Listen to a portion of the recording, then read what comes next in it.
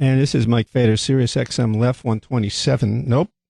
I'm going to get it right, and it'll only take me a couple of years. Sirius XM Progress 127, where we don't just talk, we do things. Okay, so we're on Progress. Before we go to our first guest for the evening, I want to remind everybody that if you have any questions that you want to ask me personally, if you have any comments about anything I'm saying or anything you hear a guest say here, anything at all, just go to my website. You can get in touch with me that way. It's faderfiles.com. FEDERFILESCOM.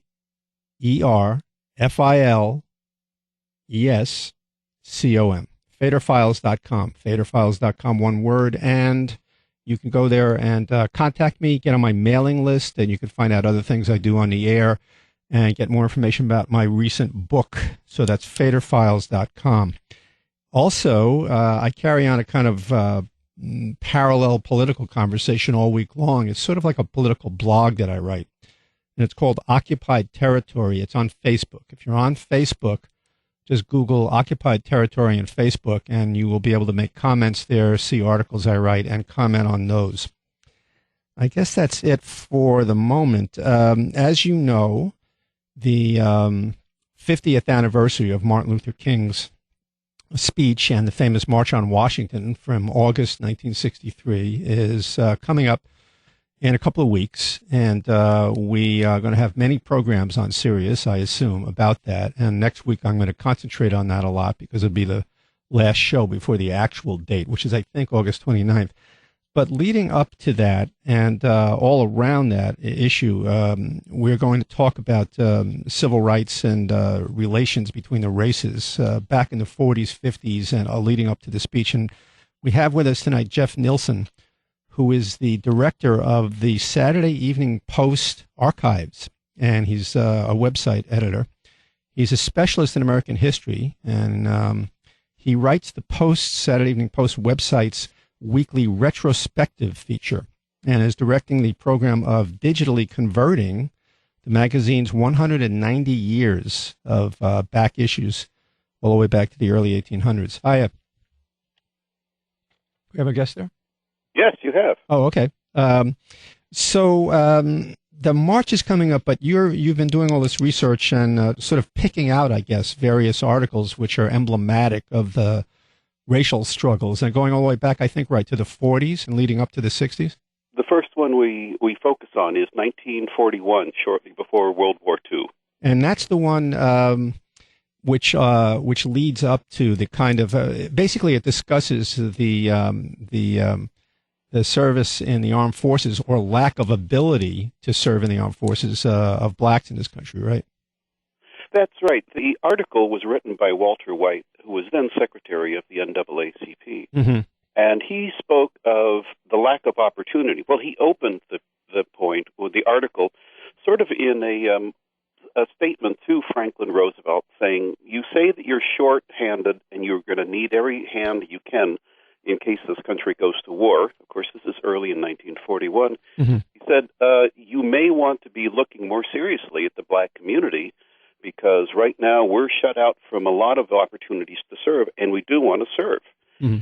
So he went through, in the article, which you'll see on our website, he went through the various ways that black men were really kept out of service in the both in the military and in military in the manufacturers who had military contracts. And the list is rather impressive if you want to look back and compare how have things changed. At the time, 1941, black men were welcomed into the Army if they were willing to work in janitorial services or to drive trucks, but there were little other applications for them, and there was almost no possibilities to serve as officers, mm-hmm. and they had been keeping them away from frontline combat duty.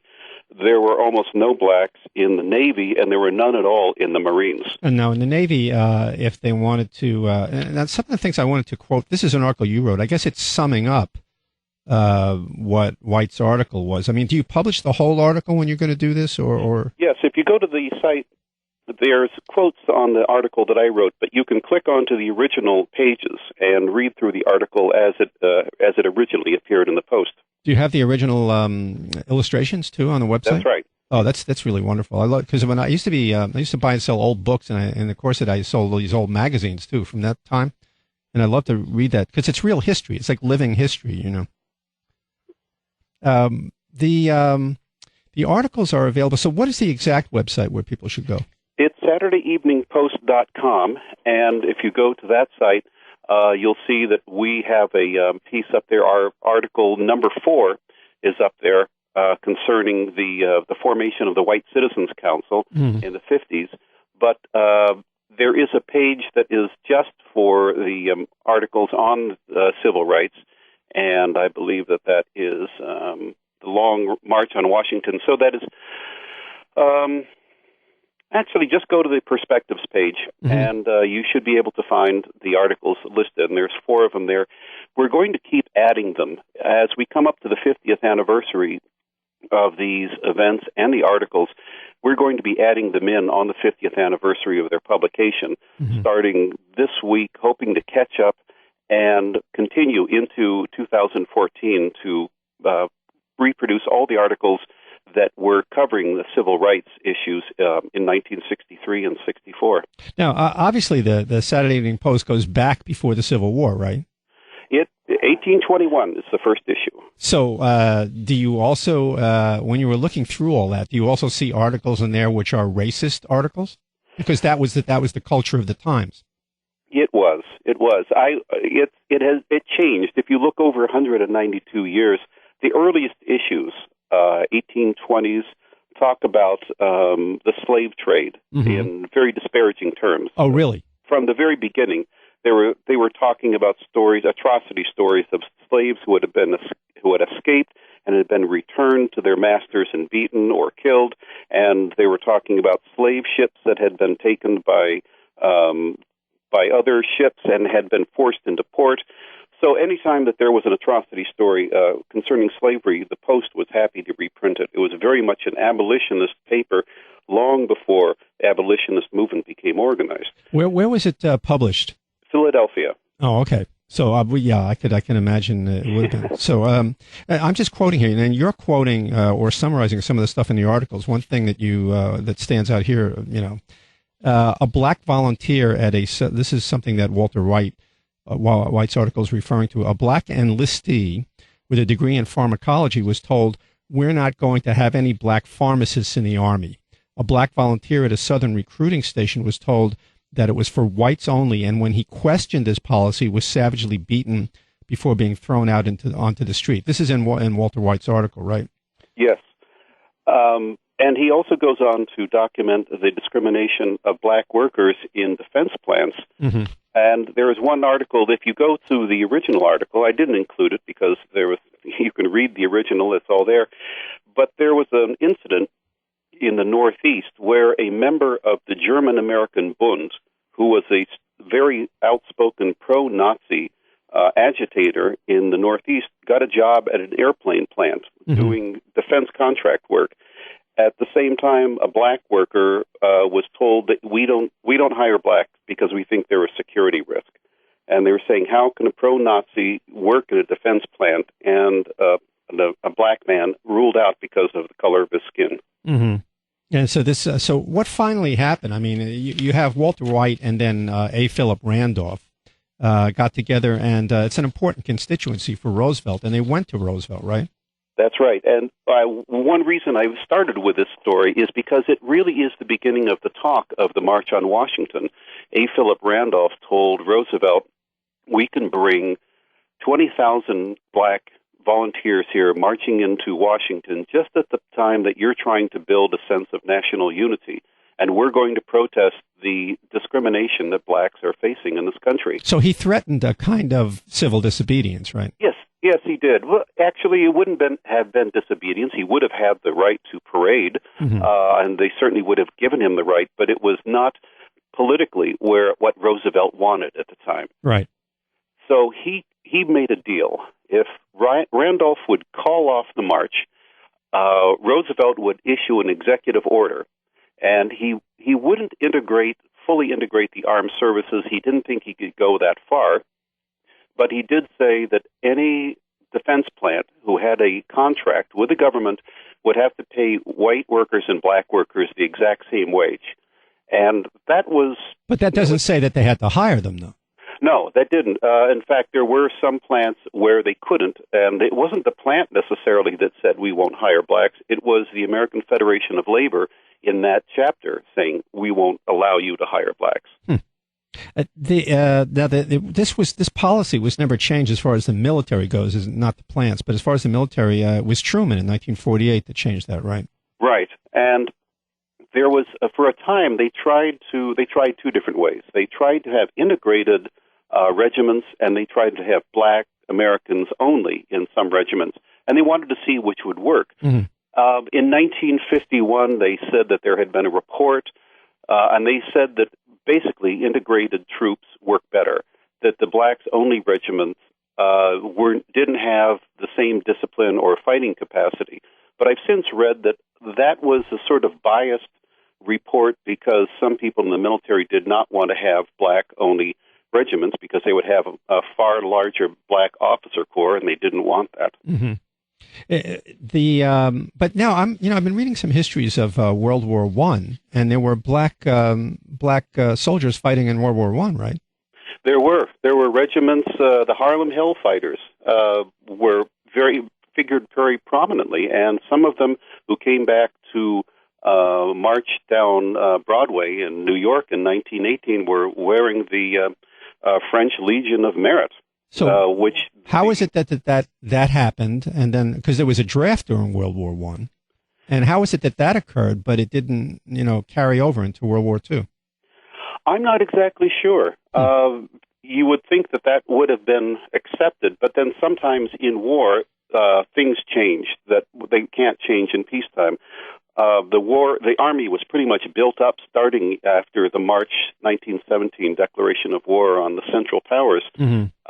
In 1941, when Walter White was writing, the Army had reestablished the draft, but they were still months away from actually fighting a war. And they still had the luxury of indulging some racist policies that really went by the boards once the war started. I guess that makes the point, because in 1917, when we got into the war was raging, and they needed as many people as possible. Also, World War I was not popular. It had to be sold to a lot of people, not the way World War II was. So that's true. Yeah. There was a lot of the 6-minute men who went out anywhere there was a crowd in the theater or a trolley car stop, and they would just start giving rallying speeches to buy bonds or enlist. There was a big selling of that war. And another selling point was the fact that General Pershing had gotten his name Blackjack by commanding black troops in the border wars down there with Mexico. And he was the equivalent of Eisenhower for our troops, right? Right. He was the commander-in-chief of American forces for the American Expeditionary Force. Well, as a historian, you must be sort of reveling in all this, right? Well, I get to revel every day because there's no end of history.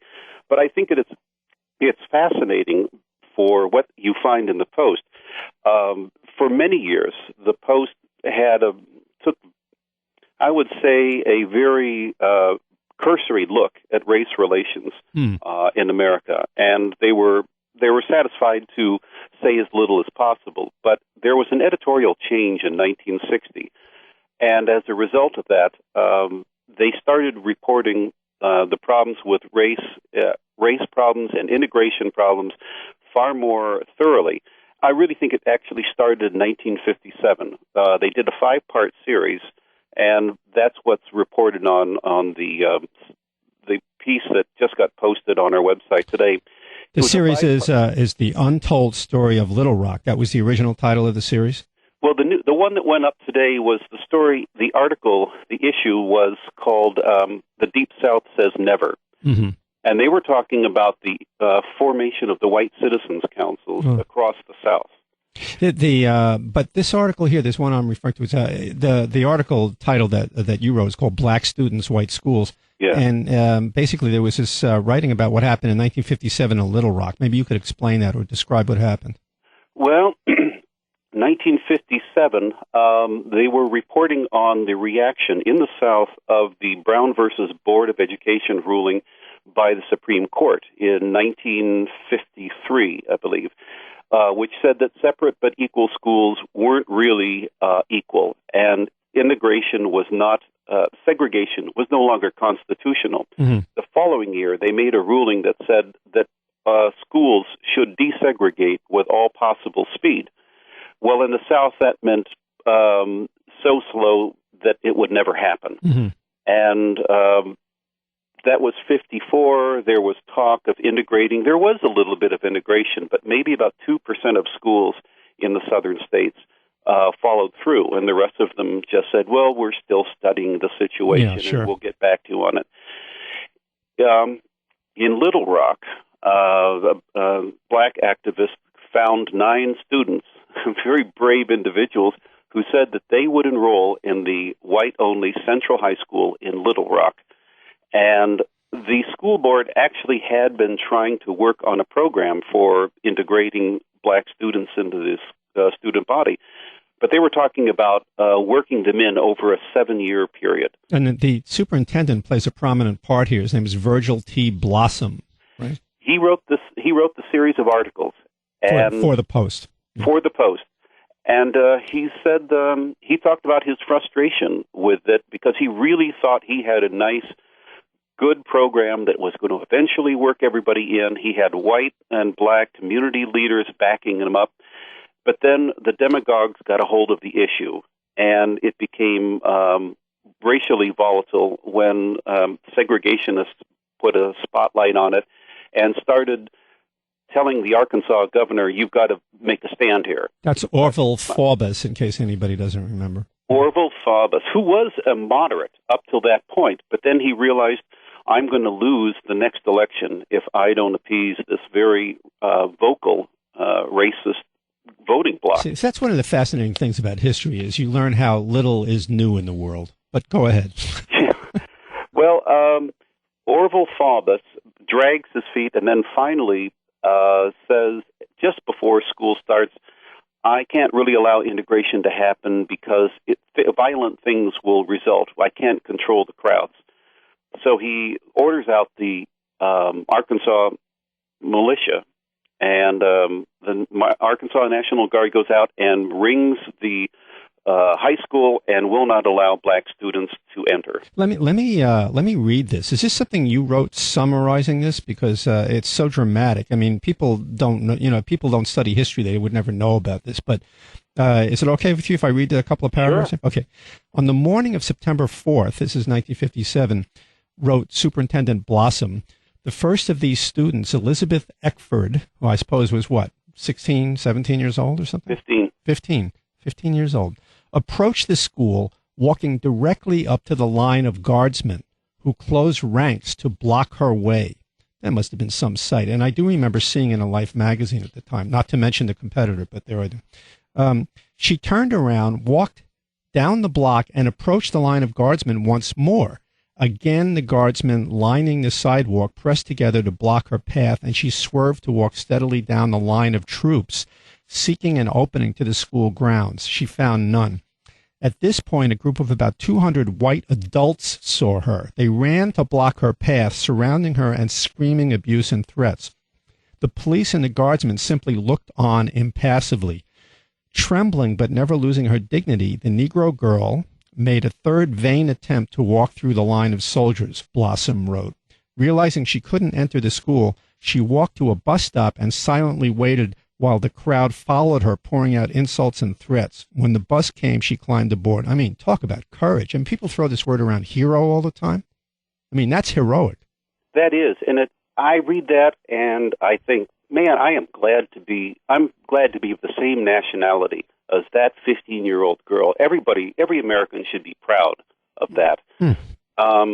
Yeah, she was one of the 9. The other 8 came in through a side door, but they realized that the situation was getting out of hand, and the police drove them away because the crowd outside was getting more and more incensed. And for the next few days, they realized they couldn't bring the black students into the school. Mm-hmm. And after about a week of stalling, President Eisenhower thought that the federal authority was getting undermined. It was time to do something. So some people said it was an overreaction, but I don't know if he could have done less. He ordered the 101st Paratroop Battalion to Little Rock, and the troopers came in, the National Guard dispersed, and they accompanied the students with guns, with bayonets, led them into the school, and then followed them from class to class, and there was a trooper assigned to each one of the students. This didn't stop the other students from, insulting them, spitting on them, throwing books at them, but at least it kept them, relatively safe from physical assault. And this kept up for months. And were there any other articles in the Post that did the Post think to interview anybody like psychologists or anybody to give a different point of view about why on earth these people were behaving this way? No, I think that they knew. Nobody really understands racism if you get down to it, but they knew that there were people who just didn't want integration. They had talked to other people from the Deep South saying, this is our way of life, this is our traditions, etc., and we really don't want this. And the fact that it was the federal government forcing them and not the state government made them even more resentful. I think that there was an understanding that, of course, they were going to object. And even back into the late 40s, they had articles that talked about the growing resistance in the South to any sign of equality towards returning veterans from the Second World War. Now, in your article, you say the Army continued enforcing integration until the school year ended in May. And this is the United States Army in Arkansas. I mean, you have to imagine this. And a lot of us saw this on TV. It was an astounding thing to see. Before the next school year could begin, Faubus, the governor, secured his support from Arkansas segregationists by ordering all 4 high schools in Little Rock to be closed. He closed the schools down, right? Rather than have anybody have integrated schools, he closed them all down. Yes, and the white students got educations by going to what were supposed to be private schools, though I think somehow state funding came their way. But for the next 4 years, I believe there was no public high school operated. This wasn't the only place. There was, I think there was a county in Virginia that just shut down all schools rather than integrate them. And there's another article here. And by the way, if you just tuned in, you're listening to Jeff Nilsson, Nilson, who is the director of the Saturday Evening Post Archives, venerable old American magazine. And he is a website editor. He's a specialist in American history, and he writes the Post's website weekly retrospective feature and is directing the program of digitally converting the magazine's 190 years of issues back to the early 1800s. So that includes things about the Civil War, too, right? That's right. Oh, that must be something to see, too. I remember reading in the New York Times, when I found old copies in the book business, old copies of newspapers, I would just spend all my time reading them. I mean, and you see pictures, copies, these old, crumpling copies of the Times. The paper actually held up very well. I don't know what they printed it on, but it actually held up very well.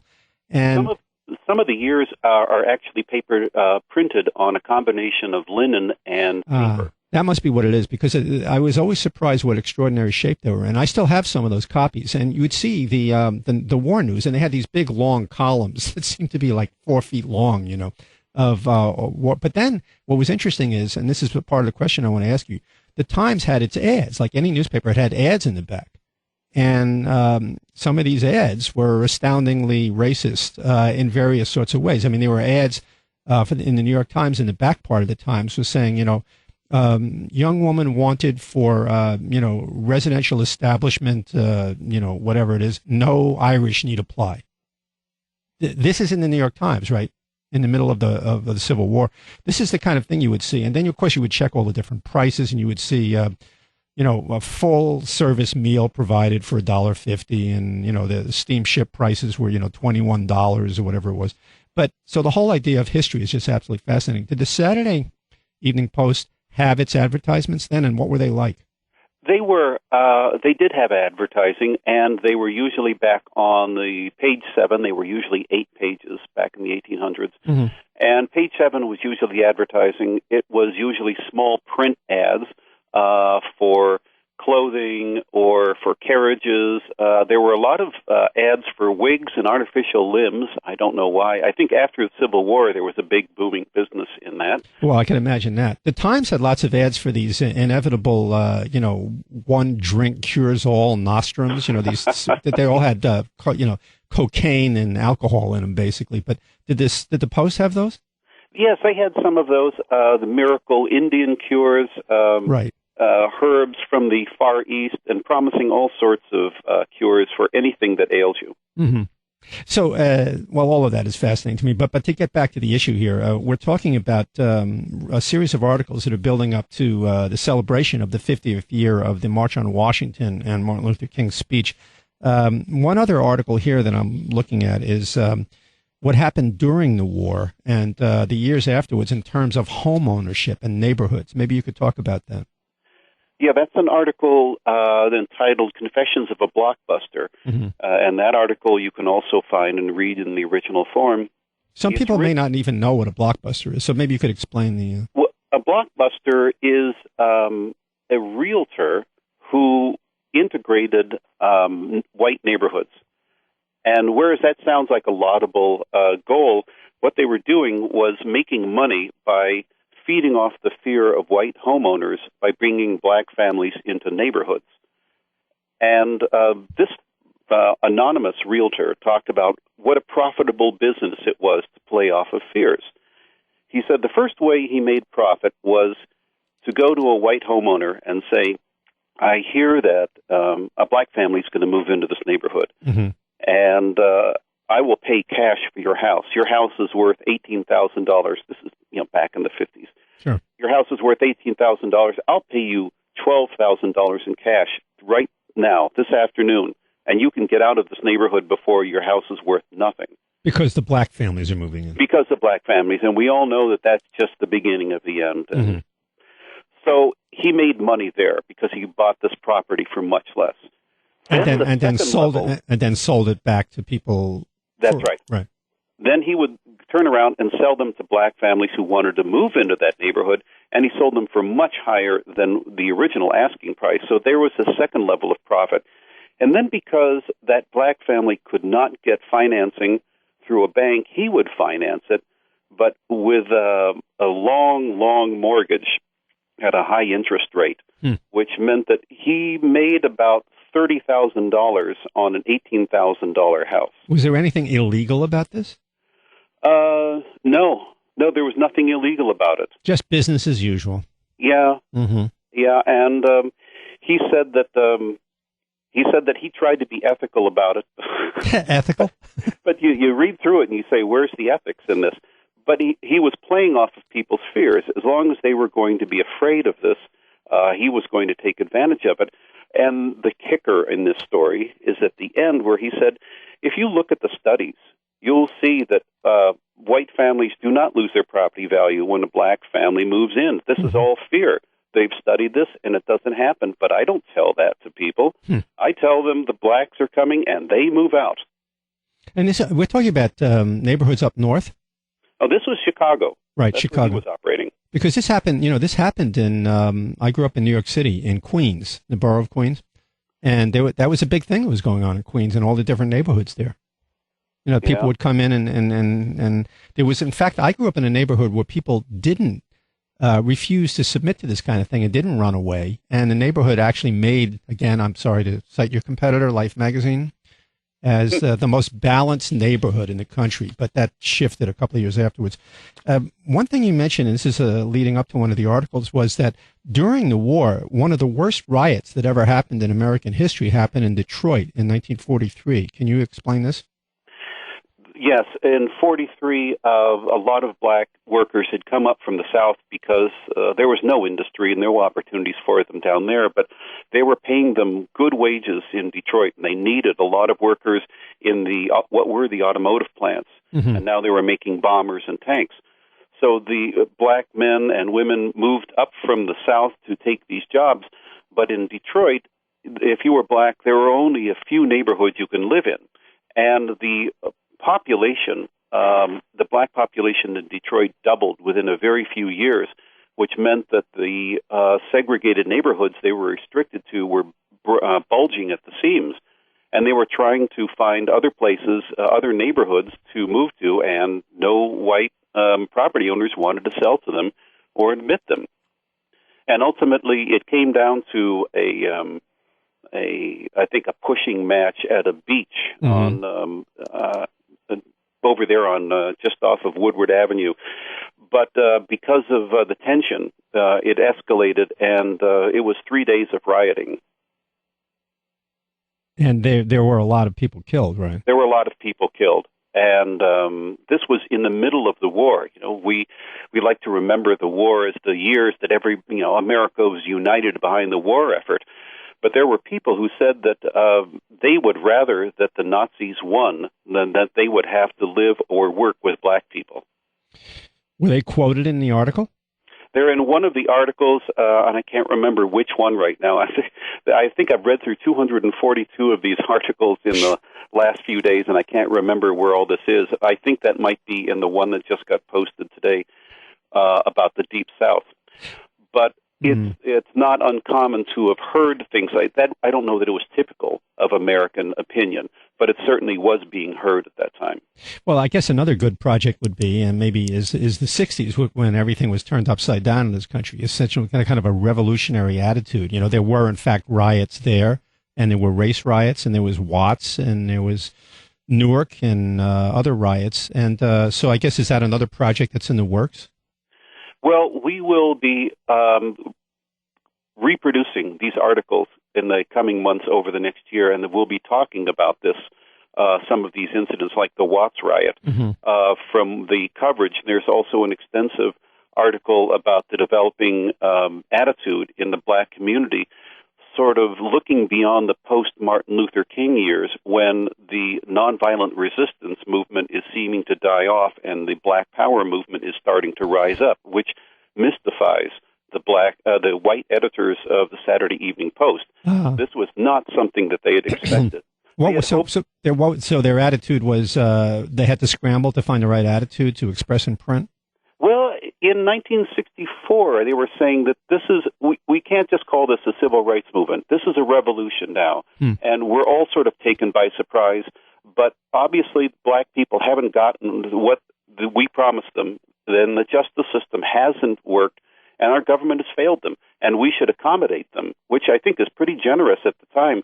But I still think that they're stunned by the amount of anger and resentment that is suddenly uncorked in the later 60s, which seems to go beyond what they had expected would be a reasonable response. But they, when you say they, who are these editors? Well, there are a number of editors who took over the magazine that went through a change of ownership in the 60s, and they were trying to keep the Post relevant at a time when general interest magazine circulation was declining. Right. At the time, the Post still had a circulation of 6.5 million readers. Those are great numbers. We'd love to see them back again. Yeah. But at the time, they were also realizing that the more conservative attitudes of the older editors wasn't going to work very well in the new American society. So they were trying to shift over and remain relevant. And they tried many things, a lot of which didn't work. And ultimately, they suspended publication for a year and a half while they went through a reorganization, at which time the magazine moved to Indianapolis and then started publication again. Were there articles in the Saturday Evening Post about Malcolm X? Yes, there was. He actually shows up on the cover in 1964, and inside the Post ran an extensive excerpt from his autobiography, which he wrote with Alex Haley. Alex Haley had interviewed him for the Post a year or two earlier when Haley thought that the black Muslims were what he considered to be exponents of black hatred, of black racism. And he was very critical of the black Muslim movement, but apparently he had a bit more respect for Malcolm X, because when Malcolm X approached him to help him write the autobiography, he accepted. So there was a long excerpt in the 1964 Saturday Evening Post, and there is Malcolm X on the cover of the magazine where you used to see Norman Rockwell paintings. Right. Was that considered to be somewhat daring for the Post to do that? The Post was in the business of being daring at that point. They had gotten away from the old slice of Americana illustrations. They were looking more and more like Life and Look magazine all the time. They felt that those were successful business models. So there were no more illustrations. They were always photographs, and it was always photographs of some of the latest and trendiest aspects of American society. So you're a historian, and you tripped and fell into Aladdin's cave here of history, right? I mean, I wouldn't mind having your job. I have to tell you, I love all that stuff. But and you look through all these articles, and you haven't looked through all of them, but you've been looking through all this stuff. We're going back 190 years or more, roughly, through the Civil War, through various world wars, the Spanish-American War, and all kinds of internal things at home, inventions, industrialization, a million things. Do you ever come to any kind of conclusions about the race that we all belong to, the human race? You know what? You don't have to say. I'm just asking, because that's one of the fascinating things about history, you know. That's a fascinating question, and every now and then I'm back there in the archives, and I read through them, and I think I have a pretty good understanding what people were thinking. And then I'll read something in the next issue, and I'll be thrown for a loop, and I realize, no, I guess I don't understand it. The magazine, you have to understand, changed directions and changed ownership over those 190 years. The great years of the Saturday Evening Post began at the 1900s when George Horace Lorimer became the editor and really built it up to be the leading magazine in the country. It was the most popular magazine for years and years. And his view of America that he captured in his magazine wasn't necessarily the entire country. Was that the Rockwell view? That's the Rockwell view. Though Rockwell is not the myopic optimist that you think he is. He never said that this was a reality. He always said, this is how I'd like it to be. I know that it isn't this way. For people, let me just, sometimes people don't, for people who don't know, since they don't really teach history in school for the last 30 years, Norman Rockwell was one of the most famous American painters, and you could say popular painters or illustrators that ever lived. And he's very famous for painting these idealized versions of small town life and life in the United States. Mostly, I'd say, well, they can't say it's all white. There were some, illustrations with blacks in them, but it was like 30s and 40s and was it 50s? But basically 30s and 40s for Norman Rockwell, right? He did a lot in the 50s. He started, his first illustration was 1916. His last was 1963. Oh, really? So he went that long. And, extraordinarily beautiful things. And in fact, he's very famous for a lot of posters that he did. Well, illustrations for the Four Freedoms during World War II, freedom from fear and all that. I have one framed in my living room. And so you're saying that actually he understood that it was an idealized version. He wasn't just foolish that way. No, he never said this is the way it is. And he knew what the difference was between the life that was out there and the life that he was representing. He worked very hard to represent this, but he said, don't try to tell anyone that this is how things are. But I think it's worthwhile to give a picture of how we would like to see things, how we'd like them to be. After he left the Post, he did paintings for Look magazine. And at the time, that was in the 60s, he started doing paintings about the struggles for civil rights. You may remember that one painting he did of this small black child being marched into school surrounded by GIs. Famous painting, yeah. And he did another one of a black family arriving into a white neighborhood. And he did a third one of that showed the scene of the students being murdered in Mississippi. And it's sort of an impressionistic piece. He was definitely getting into more experimental pieces at the time, but he said, no, I think that the civil rights struggle has to be reflected just as much as my view of idealized small-town America. Well, it's really a fascinating thing you're doing here, and we are talking to Jeff Nielsen. And if you want to check this out, they go to the website for the Saturday Evening Post, right? Yes. And what is where when they get there, where would they go to check out all these articles on the lead up to the 50th anniversary of the March on Washington? If you go to SaturdayEveningPost.com and you click on Archives, you will see up on the top of the page it says Post Perspective. And there's a number of those pieces right up there talking about the Little Rock, the blockbusting, the integration in 1941, and the formation of the White Citizens Council. Coming up this week, we will have an article on the beginning of black activism and the black activists from the North who went south to work on voter registration. Mm-hmm. And so also illustrations, right? Photographs yes. and photographs from those articles and the original page layouts. All right, this is it's really something. I'm impressed. All right, thank you very much for coming on, and thank you for doing this work. Thank you, Mike. I appreciate being on. Okay, that's Jeff Nielsen and Saturday Evening Post. This is our history, boys and girls. This is our history, which they don't really teach in school anymore, and this is not some warped version of history that you might hear on a lot of, especially right-wing talk shows or silly television stations, cartoon television stations like Fox News. This is real history, and it's pretty close to objective reporting. And you get a pretty good idea of what a bunch of middle-class or upper-middle-class, white, well-meaning magazine editors thought to bring to the American public.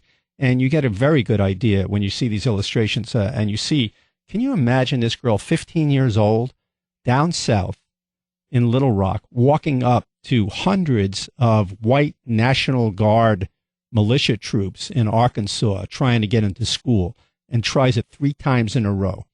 If you ever thought you did something brave, think about that. All right, we're going to take a break now. We'll be back in a little bit. And I expect to hear some calls about this. I mean, this is an exciting thing that's going on here, this lead up to it and to the celebration of the anniversary of Martin Luther King's speech down in Washington, which is one of the most famous speeches, if not the most famous speech ever made in this country by one of the most famous and well-deserving Americans to be called a hero that we ever had in this country. So number here is 866-997-4748. We'll take a break and be back. Okay, we're back. This is Mike Fader, Sirius XM Progress 127, and I just want to let everybody know that I just got my Sirius XM Progress mug, which is, words fail me, and I'm getting paid to be on the radio. I can't even express how overwhelmed I am with this mug, and you don't want to hear how overwhelmed I am. Let's go to the call. Roy, you're on, Roy. Yes, hi.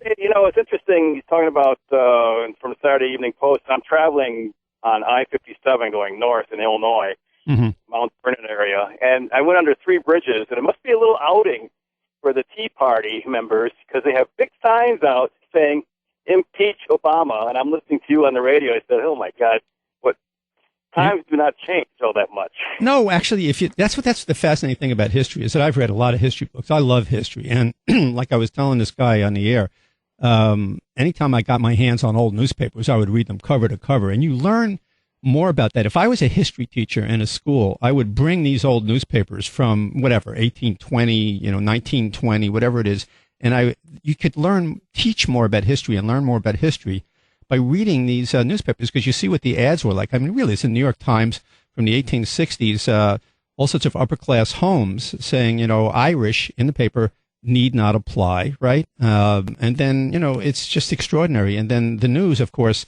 there was less actual interest in facts in those days and more in whatever sensationalism. Like, we have the tabloids now, and everybody says, oh, they're so sensational, or Fox News.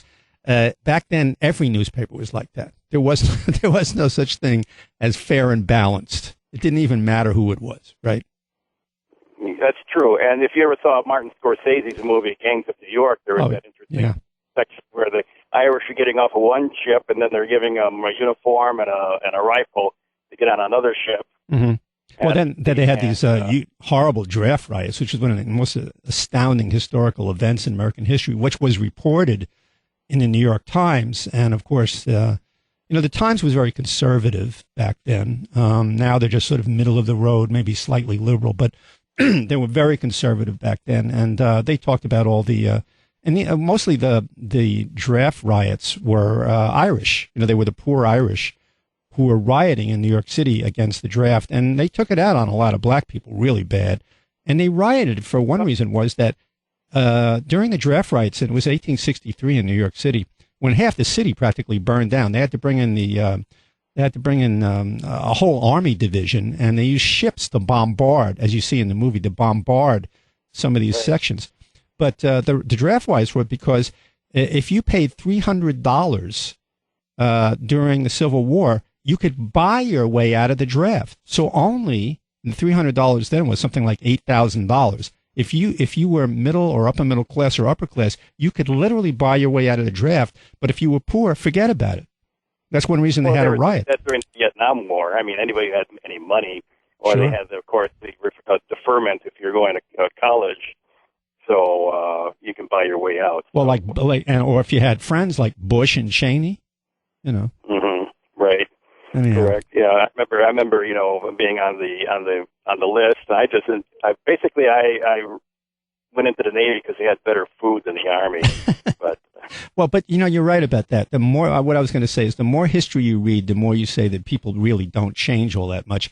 But things do get better. If you look at the whole vast scope of history, either nationally or internationally, things generally do get better. Although it's hard to believe when you're in the middle of it, like now. I don't know, because people don't know where food comes from.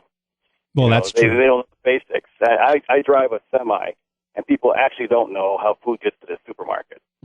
Well, so it's fascinating. I'm also met an interesting Tea Party person who was very racist, and all four down in Texas, and I was staying in Fort Worth, another driver, and he was telling me all about the winners of the Tea Party, and of course he gets all this information from Rush Limbaugh and Hannity and Anna and Levin. And how he's all for, having Texas secede from the Union.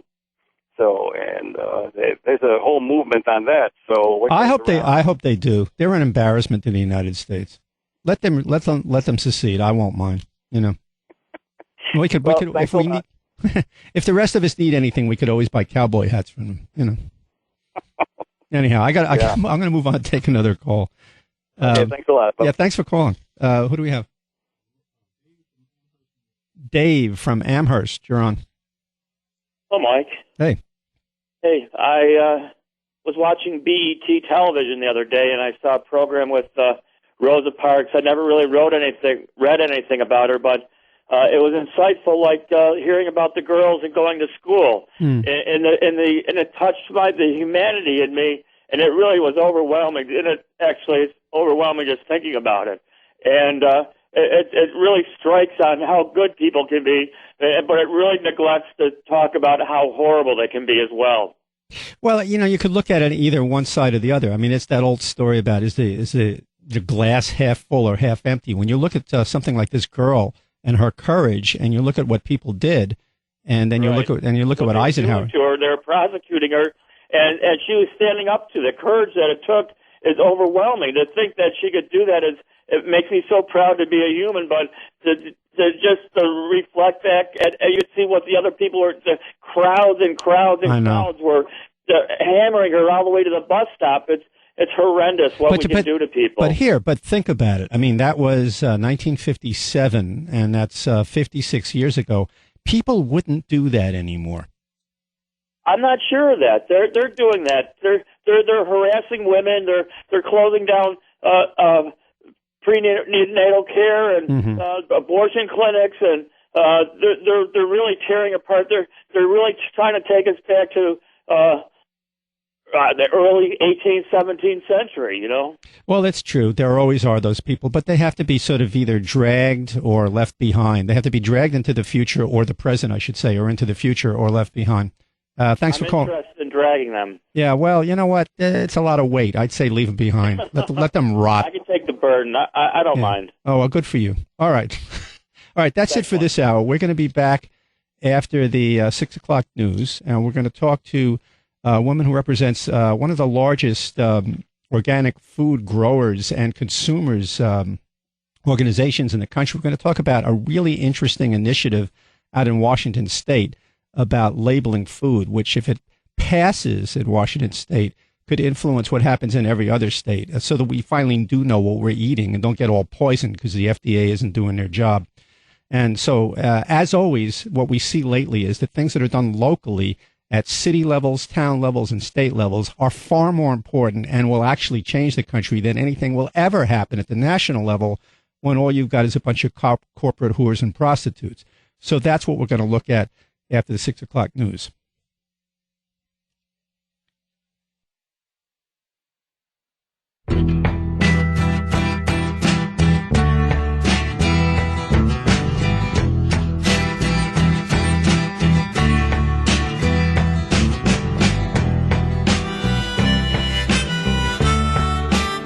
The Thom Hartmann Program. Coming up next on the Thom Hartmann Program, join us where progressives come to party. We'll get you up to date on everything going on in the world that you need to know. Updates on the economy and the budget, the environment, healthcare, a whole pile of topics, plus what the wacky Republicans and conservatives are up to now. And the best of the rest of the news and your calls right here on your media support group for We the People, the Thom Hartmann Program. The Thom Hartmann Program, 9 p.m. East, 6 p.m. West on Sirius XM, Progress 127. And this is Mike Feder. We're back again, Sirius XM Progress 127. Remember, if you want to get in touch with me, go to my website, federfiles.com, FEDERFILES.com, and join my mailing list, and you can get in touch with me that way. Recently in Washington, there's something exciting going on. It says here, I'm looking at a press release and actually a news article too. Washington activists launch a California-style ballot initiative. It's I-522, the People's Right to Know Genetically Engineered Food Act. And we have somebody with us tonight to talk about that and other things involving GMOs and related issues. And that's Catherine Paul. Hiya. Hi, how are you? Okay, let me introduce you. Catherine Paul is the Associate Director of the OCA, that stands for Organic, what's the title of the group then? Organic Consumers Association. Okay. We advocate on behalf of consumers. Okay. Organic Consumers Association, and editor of OCA's Organic Bites, that's BYTES. And she previously worked as Communications Director for an alternative media website, which you've heard about many times on this show, called Common Dreams, Organic Consumers Association. And so what is this initiative out in Washington State? Well, this is a citizens ballot initiative similar to one that happened in California last year, where citizens collect enough signatures to get an issue on the ballot and put it to the voters. So in this case, it's fairly simple and straightforward. It's just asking that all food products that contain genetically modified ingredients carry a label that say they contain genetically modified ingredients. And that way consumers can know just by reading the label and choose whether or not to buy them. Now, obviously, we've talked about this before, and people know about this. But you're saying in here that Monsanto and the other big food corporations and organizations, and you say here, hiding behind the facade of their trade association. Actually, I can't say if you're saying that, but I've got so many articles here. The GMA, that's their trade association, will pour tens of millions of dollars into Washington to defeat this initiative. Why would they want to do this? What is the problem they have with this? Well, the problem they have with this is that once they put a label on every product that contains genetically modified ingredients, and consumers can make a choice, they're afraid that consumers will choose not to buy those products.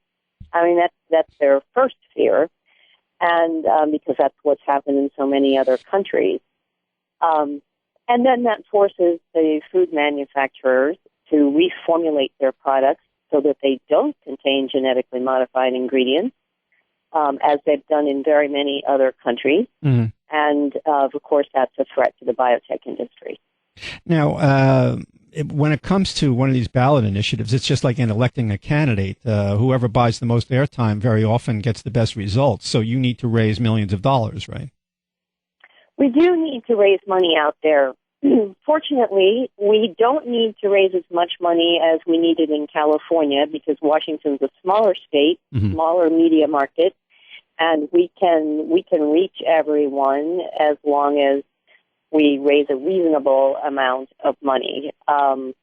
California, we were outspent 6-1. The opposition put in $46 million to defeat us in California and defeated us by only 1%. Mm-hmm. So we feel we have a much better chance of winning this in Washington. But we do need to raise money. These laws have already, let's see, you've got laws already passed in Connecticut, Maine, and Vermont, right? So Connecticut and Maine. Vermont has not passed a law yet. Okay. They've made several attempts, and it will be back. It will be reintroduced again in January. Maine and Connecticut have passed laws, but they have trigger clauses. So they don't actually go into effect until, I believe, Connecticut requires 5 other states, and Maine's law requires 4 other states in the New England area to pass similar laws before their laws can go into effect. Now, you know, and I know why, and probably a lot of the listeners know why it is that this labeling would be a good idea, but maybe you could explain why you think it's necessary, or your group thinks it's necessary to have this labeling on food. It's important for transparency. I mean, we've been told by the FDA way back since genetically modified organisms came onto the market that there's no difference between genetically modified corn, for instance, and corn that's not been genetically modified. But that decision was made largely because we had ex-Monsanto lawyers and lobbyists in the positions then in the FDA who were able to make those decisions. It's just a basic right consumers should have. There are 62, 64 other countries where GMOs are either banned or labeled. It's only here in the U.S. where we've been told, oh, that's okay, you don't need to know. Well, but why there are a lot of consumers who believe we do need to know. But why in these other countries are they banned or labeled? Why is that? Consumer pressure in large part, and because they didn't have Monsanto executives in their government making those decisions for them. Well, that's the political reality, but I'm just trying to find out why it is that people should be afraid to be eating genetically modified organisms, because a lot of people will say, well, you know, it increases the amount of food that the world can raise, and where's your science? I mean, are there articles on your website, for instance, or your organization puts out to explain why it's a dangerous thing? There have been a multitude of studies. One of the best ones out is GMO Myths and Truths. These have been done, you know, they're scientific peer-reviewed studies that say, look, you know, we're linking these. We've done short-term testing on animals. We're linking these to kidney failure, liver failure, higher risk of allergies, all sorts of potential medical problems. And if you don't label the products and people don't know what they're eating, you can't, it's just not as easy to trace the illness to the source of the illness, for one thing. And the studies are at best, I mean, I'm being generous when I say studies are inconclusive. We've got plenty of studies that suggest, more than suggest, that these are not good for our health on so many levels. But the reality is, the burden of proof should be on the other side. They should have to prove that these are safe before they put them out and experiment on people with them. And they haven't proven that they're safe. But they're just allowed to do it anyhow. And you implied that, or suggested, and I think we've seen this before, that one of the reasons is because the FDA was infiltrated really by people who were high-level Monsanto executives, right, and scientists. Absolutely. That decision was made back when we had a Monsanto executive in the USDA or in the FDA who made that decision that these are not substantially different, is the wording they use, than non-genetically engineered foods. Well, there's nothing, when you say this could have been something old, it's actually new. I mean, Mr. Obama appointed Michael Taylor, who was one of the highest level executives in Monsanto, to be one of the highest levels executives in the FDA, and he is at the moment still in there, right? He is. It's been just an ongoing revolving door ever since GMOs came on the market. It's been Tom Vilsack, I believe, and Michael Taylor, who have been in and out of the USDA and the FDA and Monsanto back and forth several times. What if people say, if there's some problem, the Monsanto and the large food organizations, corporations will say, this is going to raise the price of food if these labels go on. Is that true? It's not true. It hasn't raised the price of food in any other country where labels have been required. We require all kinds of information on labels, and it doesn't increase the cost of food. That's just a myth, and it's a way to appeal to consumers and frighten them. Basically, that's just basically a fear tactic. The fact is, it has not raised the price of food in any other country where they've required labeling. So there's plenty of other countries, especially countries in Western Europe, that will absolutely not permit these crops to be even grown, let alone food sold that's GMO food, right? Right. Tell me a little bit about the Organic Consumers Association. Can you explain sort of what this is, where they get their money from? 80% of our money comes from individual consumers and donors. We raised $1.4 million last year for the Prop 37, the GMO initiative in California, and we raised that from consumers all across the country who wanted this to pass in California. And the average donation was $45. So that's where the bulk of our money comes from. It comes from individual consumers, and we occasionally get some grant money, although we don't aggressively seek grants. People come to us, and we do get some grant money. But we largely raise money from consumers who, on behalf of whom we're working. The Organic Consumers Association has a kind of it's like about a 7-year plan or an 8-year plan. No, maybe it's a 10-year plan, 2005 to 15, and you have a 6-point platform. Can we go over that a little bit? Sure.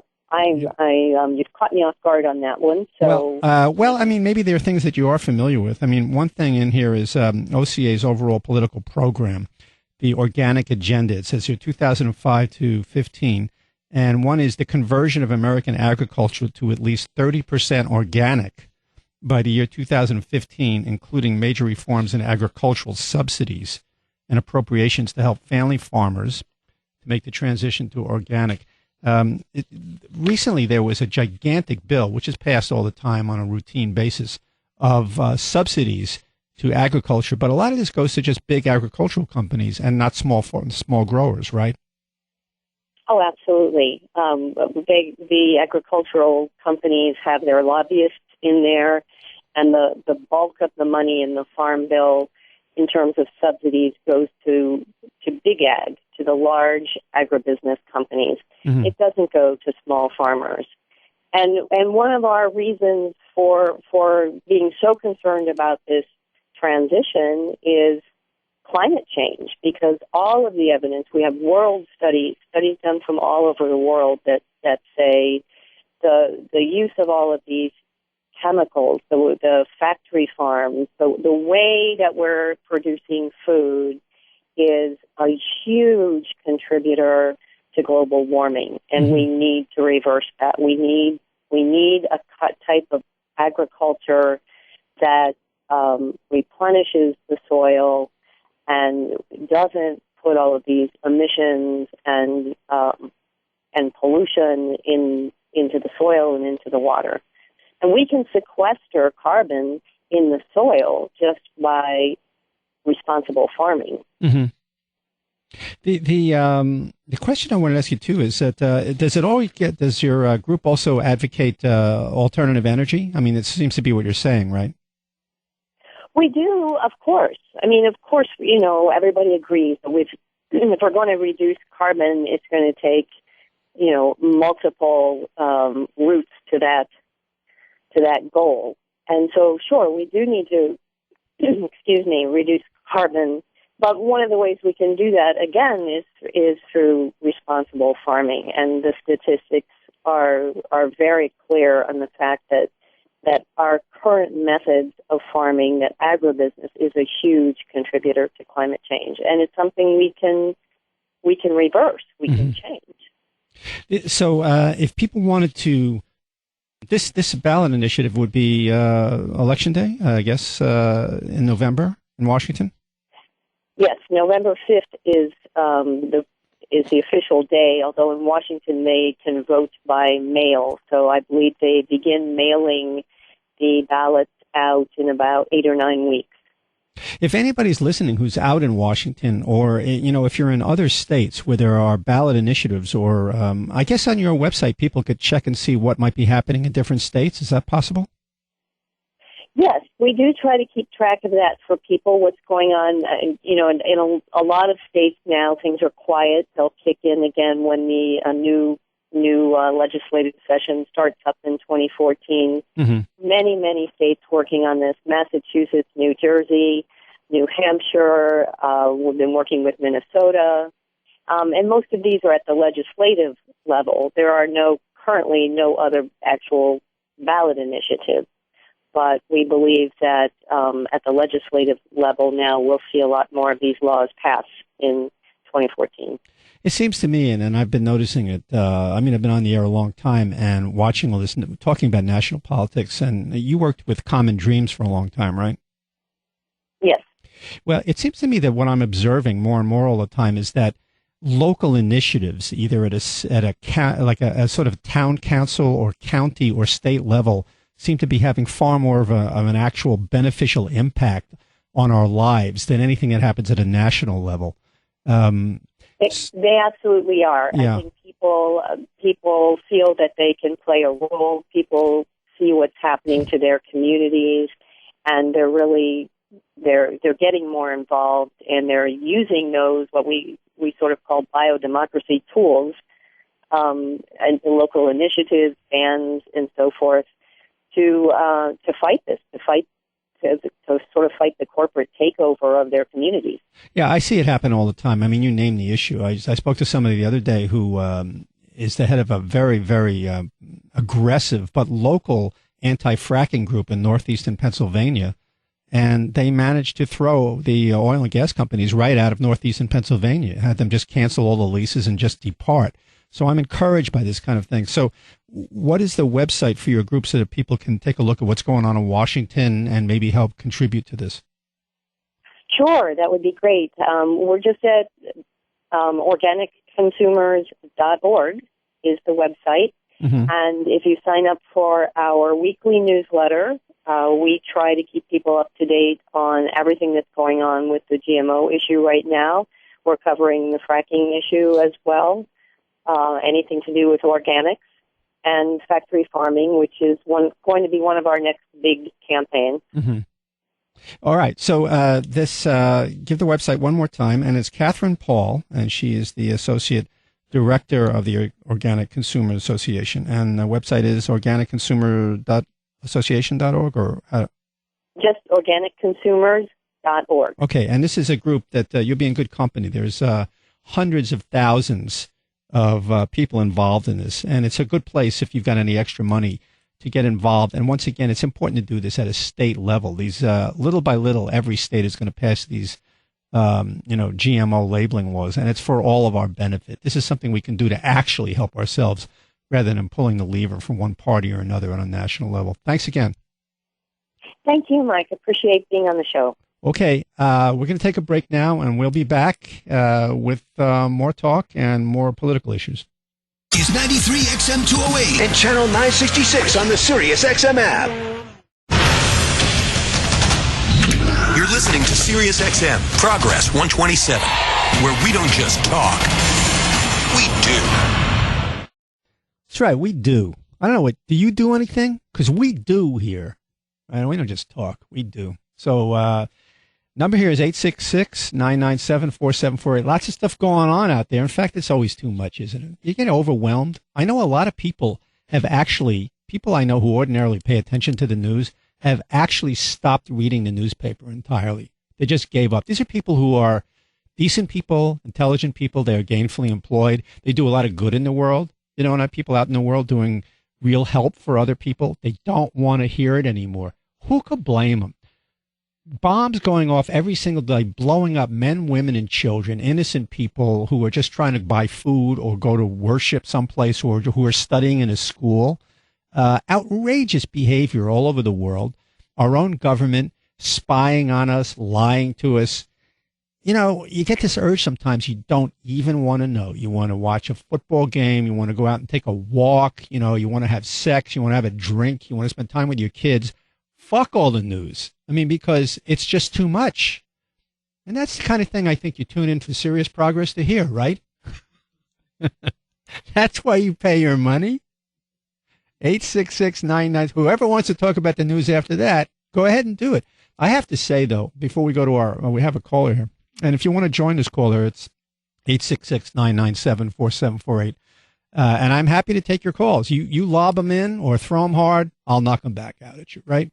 But when I read this article back, can you imagine? I can't get over it. The vision of this 15-year-old girl in a place like that in Little Rock with 200 National Guard troops, mobilized by this right-wing, fundamentalist governor, this son of a bitch Faubus.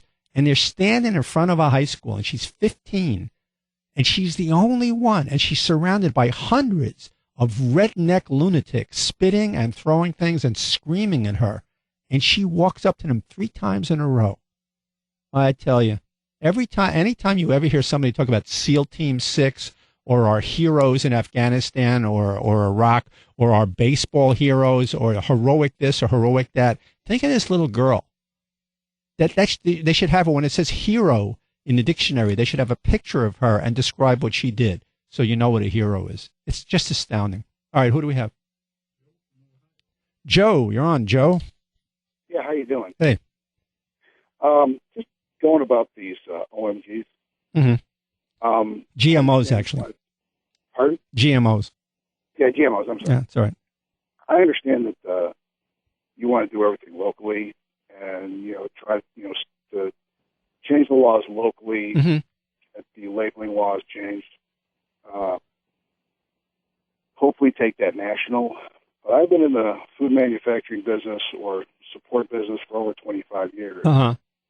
And this will definitely raise costs. And those people in that municipality or state is going to pay a premium for that labeling. So let me ask you, so what part of the business are you in? I'm in manufacturing right now. Manufacturing food, packaging food products? Yes. Okay, so it's a packaging company? We manufacture, package, distribute. So manufacture, what do you mean? You mean you produce food products? We produce processed food. Okay, processed food, and it's packaged, and you distribute it. So how would putting and now there's labeling on the packaging that you have already, right? It says, this exactly is 10% of this and 20% of that and whatever. You have a national standard for packaging. Right, okay. So how is adding the GMO labeling going to raise the cost? Now, if you did it nationwide, it wouldn't raise the cost. Okay, but if you do it in a specific small market, let's say, okay, basically what you're saying, now I've got to get different packaging material for that specific market. Oh, I see. Mm-hmm. I've got to make sure that only that product gets to that market. We ship things to California. Mm-hmm. California has very specific way to measure standards. Yeah. Basically, because they're trying to find people, to pay for their, pay for their deficit. Right. But people in California, now we make sure everything goes out, it's better than, weights and measures better than the national standard. Mm-hmm. Okay? But the people in California pay a premium for that. They pay higher costs in California because I've got to make sure that I meet the higher standard California weights and measurement. Mm-hmm. People in California pay that premium. So what you're saying is, I think you said this before, and I think probably people would agree, and from your position, you have much more experience than I do. If there was a change at the national level in terms of weights and measures, national level, then everything's kind of evened out. But once I have to treat a specific segment, a market segment differently than another, it costs you more, and that cost is going to be passed on to the consumer, or the consumer is not going to get that option. I think now that makes perfect sense, but I think one of the reasons why people see this as a long-term plan as to work locally, like in a case like this, is that it would put pressure on the larger, society to do things. I understand that. Yeah, I think. Understand that. But right. in the short term, those people it was in Seattle, you said? Uh-huh. So they will either not have they will not either they will pay a premium for that service, or they not have that service provided for them. So if they pay a premium for the service, how much are you talking about? Let's say if I can't even do it by unit of I don't know, whatever you're producing. Let's say. I mean, you'd have to go through all the numbers, crunching and all that. Well, but I mean, just as a rough estimate, let's say I'm in a state like New York State. I don't think we have those labeling laws here in New York State, right? The GMO labeling, right? I'm not aware of that. Oh, sorry, I don't think we do. So let's say they pass that in New York State, and you're shipping something to New York State, and you have to change the labeling for New York State. That costs you more, so that we'll pay more just for that change in labeling. But we wouldn't pay that much more, and we would be that much more knowledgeable about what we ate, right? At one time, I worked for a company, and I won't name it. Yep. They had a problem, civil liability. They got sued by another company that had the same, a like name. Mm-hmm. And we had to change the packaging for Chicago. Right. And Chicago, I know this. If I'm pulling this out of my that's all right. years ago, I think they pay something like 5% premium on that for changing just the labeling or the packaging, rather. Well, because I was making this product, okay, and this is for the Midwest. Okay, now I've got to make this product specifically for Chicago, right? Specifically for this area, and we had to make sure that I had basically had double the amount of packaging materials, okay, because now I've got to be able to make non-Chicago and Chicago product. I've got to specifically send trucks to Chicago with that specific product in it, because now I couldn't bundle something to Champaign, Illinois, and Chicago. Raise a freight that you're going to get something mixed up. So what you did was then you don't charge a consumer anything because you don't sell directly to consumer. You charge the local grocery chain, right? The grocer, and the price is put on the package. But then the grocer would have to explain to the consumer why it was that the price was higher, right? I'd imagine. I mean, we made a product. Let's say a package was $1.69. Yeah. But when we made it for Chicago, it was like $1.70. Well, I think the reason, and again, where I'm repeating myself, but I think everybody does understand that a lot of times nothing gets done at a national level because you get an organization like a corporation like Monsanto that has people actually inside the FDA. They pay for the campaigns of senators and Congress people, and so things don't change at a national level. So finally, maybe out of frustration, a lot of these organizations and consumer organizations work at a local level. And I think that's probably what you're bringing up is an important point. We have to pay for progress. If we want things to be more the way we want them to be because we feel it's healthier, then in the short run, we're going to have to pay more until the national government catches up, Exactly. If you want this, okay, fine. You want that. I don't necessarily have a problem with that. I see what you're saying. No, it makes sense. The problem is that it's not going to cost. It is going to cost. So nothing is for free. So in the short run, you're definitely going to pay more. But I think in the long run, we'd all be better off. But I appreciate the call. That's information that we needed to know. Thank you. Bye. Okay. Who do we have? Chuck from Wisconsin. You're on, Chuck. Hey, Mike. Great show. Listen, just a couple of things that tie into this whole the chemical industry, the organics, and et cetera. And this is a piece of history, and I think you'll appreciate this. Uh-huh. I was doing work on the toxic waste site issue, and I came across some literature from the Chamber of Commerce, U.S. Chamber of Commerce, from right after World War II. And all of the patents and all of the rights for chemical processes that were held by German scientists, many of them who had escaped Germany long before Hitler came to power. Mm-hmm. All of those patents were just basically handed out like candy based on political patronage after World War II. The Chamber of Commerce was encouraging its members to contact their senator and representative to get in on these patents. They were just basically being handed out free. And so companies like Monsanto and Dow Chemical, et cetera, a lot of that explosion in the 50s of the chemical companies and the plastics industry and the pharmaceutical industry, et cetera, came about because of this. If you think of the trillions of dollars in value over a 50-year period because of these things just being handed out to political pals, mm-hmm. It's just staggering. And certainly the average person such as you or I, or certainly people of color, never had a chance at any of these things being given away. Mm-hmm.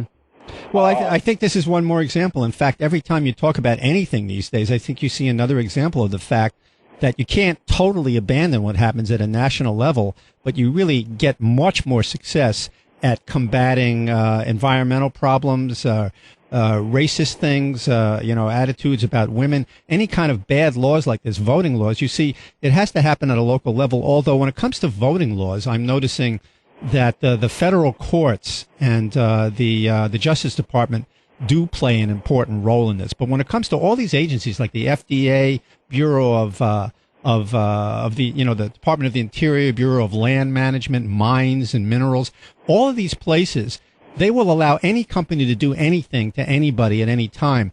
And you have to really concentrate on a local level to change things. I mean, that's the way things really are,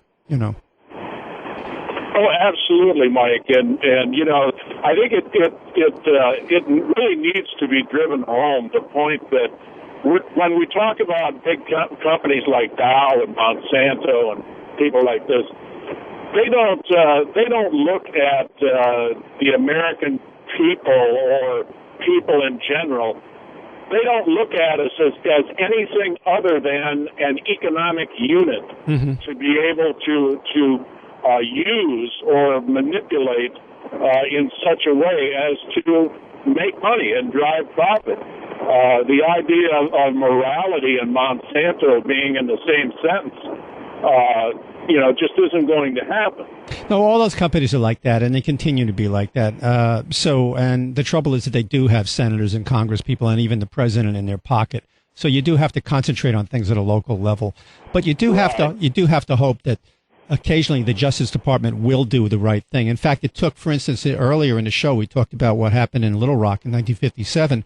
In fact, the federal government had to send 101st Airborne with bayonets on their rifles into a state to get them to be human beings.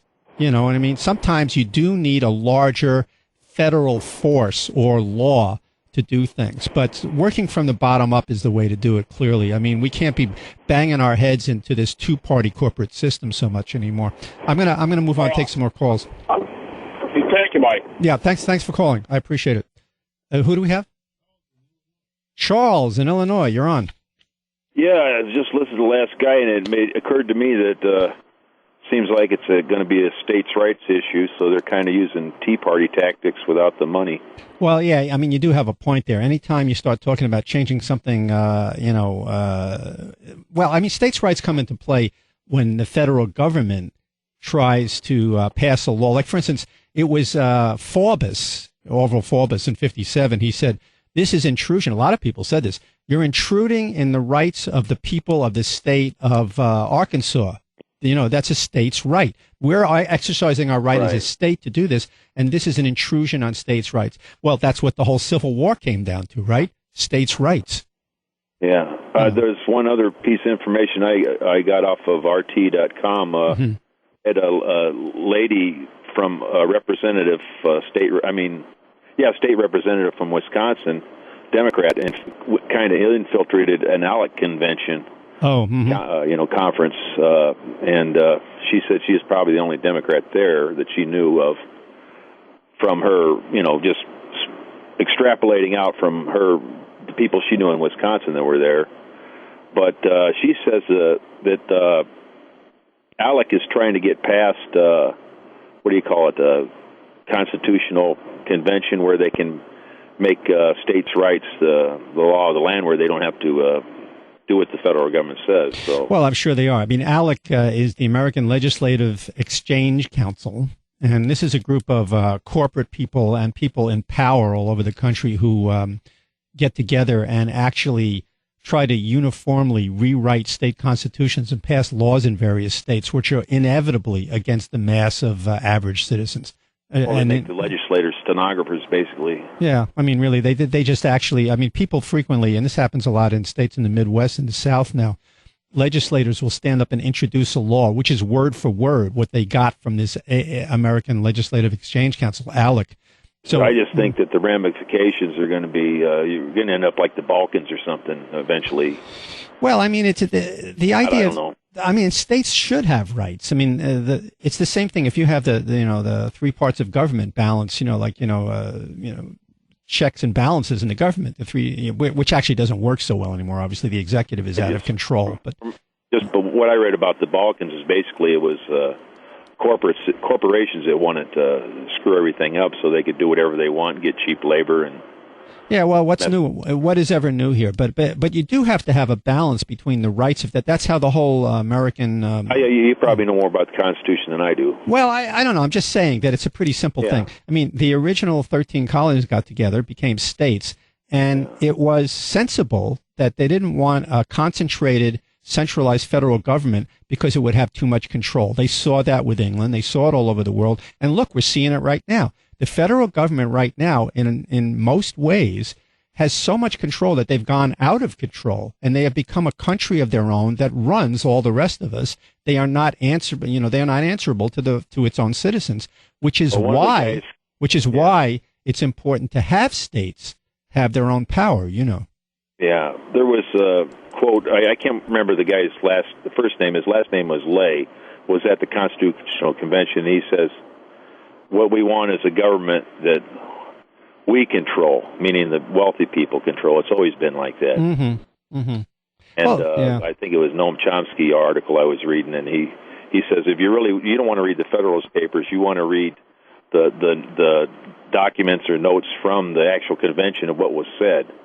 Those that they were talking. He said the Federalist Papers were basically propaganda to get what they wanted. But if you really want to know what's going on, you need to study what was actually said at the convention. Yeah, it wasn't, shoemakers and fishermen who created the United States of America. It was very wealthy guys, a lot of them who owned slaves, so it's always something to remember. Nothing's really, like you say, nothing's really changed. No, it's not changed, but you have to keep trying to change it, and that's the great contradiction. Swings back. Yeah, it goes back and forth. Okay. Use an overworked cliche. No, but it's true. All right, thanks for calling. Okay, thank you. Okay, that's Mr. Illinois. We know him. Okay, who do we have? Nobody. Mr. Nobody is on the line. Okay, so we have no calls for right now. There's a couple of issues I wanted to talk about, but here's one thing before I mention these other issues. I think I've mentioned maybe once or twice, or maybe a couple of hundred times that I have a new book out. So I'm going to take the liberty of mentioning. You got the calculator out, all right? So I want to once again mention, thank you very much. I do have a new book, and you read it. Did you love the book? That we have a satisfied consumer right here in the studio, and he didn't even pay for it. Okay.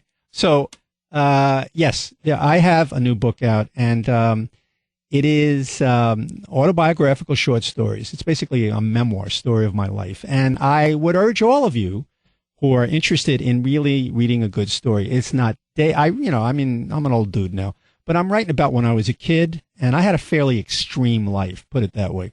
The way my family was, the kinds of jobs I had, all the different kinds of adventures I had in my life. But it's about everything that everybody goes through. This book is called A Long Swim Upstream. And it's about, as I say, various jobs I had, one in the probation department. It's about marriages. It's about sex, about raising kids, about being a kid. And it's about everything that people generally go through. So enough to say that it's a universally appealing book, I believe. And it's also very well written. And I would urge all of you to go and purchase a copy of this book. It's available as an ebook, so you can have it on any kind of tablet you have. You can get it from the iTunes Store or Amazon. It's also, you can order it as a paperback, and they did a beautiful job making this. You just order it from Amazon, and they'll print it and send you a copy, and it's not all that expensive. So I am urging you all to buy this book, and if you like it, then put a review on Amazon, because it helps me push the book even more. All right, then, who do we have there? Walter from Pennsylvania. You're on, Walter. Hi, Mike. I enjoy your show. It's first-time caller. Oh, thanks. I just wanted to. I've been thinking about something, and that I see that's going on. We've got all these American corporations that right now, like $1.5 trillion of their profits are being held offshore. Oh yeah. And billions of dollars every month offshore. And they're American corporations because they've got an address here in America, in the United States. And so, because they're American corporations, they're listed on the New York Stock Exchange, and there's no taxes to trade stock with them versus the London Exchange or the Japan. And why doesn't anybody say, is Apple really an American corporation? Or all these corporations? What percentage of them is American? What percentage of them? When they busted up the trusts, Standard Oil and in the past, they said there was too much power. But has anybody ever said, well, why don't we let these United States corporations, their foreign entities, exist on their own? And if that portion of them is profitable, let them go to whatever exchange they want. But they're not going to be on the New York Stock Exchange. Well, I mean, I can't tell you how the economics of it work, but clearly a company like Apple is the worst example that you could possibly bring up. Well, I don't mean it's the worst example. It's the best example you could bring up. Apple employs hundreds of thousands of people at terrible low wages in China and a couple of other Southeastern Asian companies to make its products that sell over here for huge profits. And also, Apple pays practically no taxes. And the way they have their corporate structure arranged, I don't know how they do it because I don't understand the ins and outs of the economics. But they wind up paying almost no taxes, and they hide billions of dollars of profit in overseas accounts and don't pay taxes on it. I don't know what could be done about that. I know that the federal government, if they push them strongly enough, could probably get them to pay their taxes. But it's like GE also doesn't pay taxes. They hide their profits overseas. But, some companies threaten. This happens a lot in cities, like, for instance, with baseball teams. Like, the baseball teams are always blackmailing cities across the country. Like in New York City, the Yankees said, you, the city of New York, you have to sell bonds and actually give us hundreds of millions of dollars and build us a new stadium, or we'll go and move to New Jersey, right? So everybody always backs down and said, oh, God, we can't lose this team. So they do that. And I think a lot of the corporations do that. I know that one of them, Halliburton, actually moved its headquarters to Dubai. Yeah, that's what I heard. That's right. So a lot of corporations are threatening the United States government, saying, if you want any corporate taxes at all, then shut up and let us do what we want, or we'll locate in Saudi Arabia or Dubai or Switzerland or something like that. And you know what? They probably won't, because they get a lot of benefits by being in the United States and operating here. No question about it. The other half of that. The other half of that problem is I can remember, having this argument when we invaded Iraq, and with a buddy of mine that ended up, probably listening to Fox News a little too much, and him saying, well, you know what? At least it's our corporations will go there and write the contracts with their oil wells and everything. But the problem with that is we have an international police force of military, but they're no longer protecting anything that's really that are our interests. We're not getting anything from them, because any profit they make overseas stays overseas. So I mean, there's no benefit. When the American people, and I don't hear this talked about, when the American people realize that we're funding this, funding all these bases all over the entire world, basically to ensure free trade. I understand building a peace, but what they're building a peace for is so the American corporations can exist and make profit, but they don't take the profit here. The profit's not here anymore. Yeah, so we're losing them both ways. I have to move on and take another call. Thank you very much. Okay, thanks for calling. Who do we have? Stephen in Burbank. Go ahead. Hi, Mike. Hey. I heard the commentary from the businessman who processes and distributes. Right. And he's talking about patents, and he's talking maybe about copyright. I don't. No, he wasn't talking about that. He was talking about how packaging and labeling would have to be more expensive in certain areas if they passed new state laws or city laws that required more labeling or different packaging for the benefit of people. Then he would have to raise his prices at his central processing plant, and it would cost that locality more. And I think that was part of the argument when it was happening here in California. It was on the ballot, and the right wing kept coming out with job killers. You put GMO labeling on the foods in the supermarkets, and somehow that is a job killer. And what I can see is how, somebody has to be hired to set the type. It's a lie that they're just lying when they say exactly. that. I mean, job killers. It's not killing any jobs. What it would do, and I think this man made a point, is that if he is manufacturing food and it has to be up to certain standards that get raised in a locality, then he is going to have to change, and he's going to, it's going to cost him more for the labeling or the packaging or the processing. He's going to have to charge a little bit more if he wants to maintain his profit. But that's a whole other argument. I mean, if you want to have that argument, then the entire country is based on profit. I say that people don't need to have profit, but that's a whole other argument. Well, within that context also are words in the business community called market share territories and also absorbing the cost. And if they want to compete with each other to keep the costs down, then maybe they can talk to other people that they deal with in business on other levels, like leasing and renting, like the facilities, and even people who have to work, punch the time clock trying to get their property maintenance allocation, which is, some people call it a paycheck, is to, let's make a deal. Let's quit destroying the world. Let's adopt to different standards of living. Let's give it up with our consumer, with our materialistic stuff, and start living real lives. I think the entire shift should be, and sooner or later maybe it will happen, or it has to happen. The shift should be from competition to cooperation. In other words, if corporations states and candidates and everybody wasn't competing all the time to see who was going to win and who was going to undersell and make the most money. If the cooperation, and I don't mean this in some kind of old hippie-ish way, if all this competition is doing nothing but making our lives more expensive and more miserable, cooperation would reduce the price of everything and make our lives better. So people are operating, in what they know. They're operating in the world they know, which has been going on for hundreds, if not thousands of years.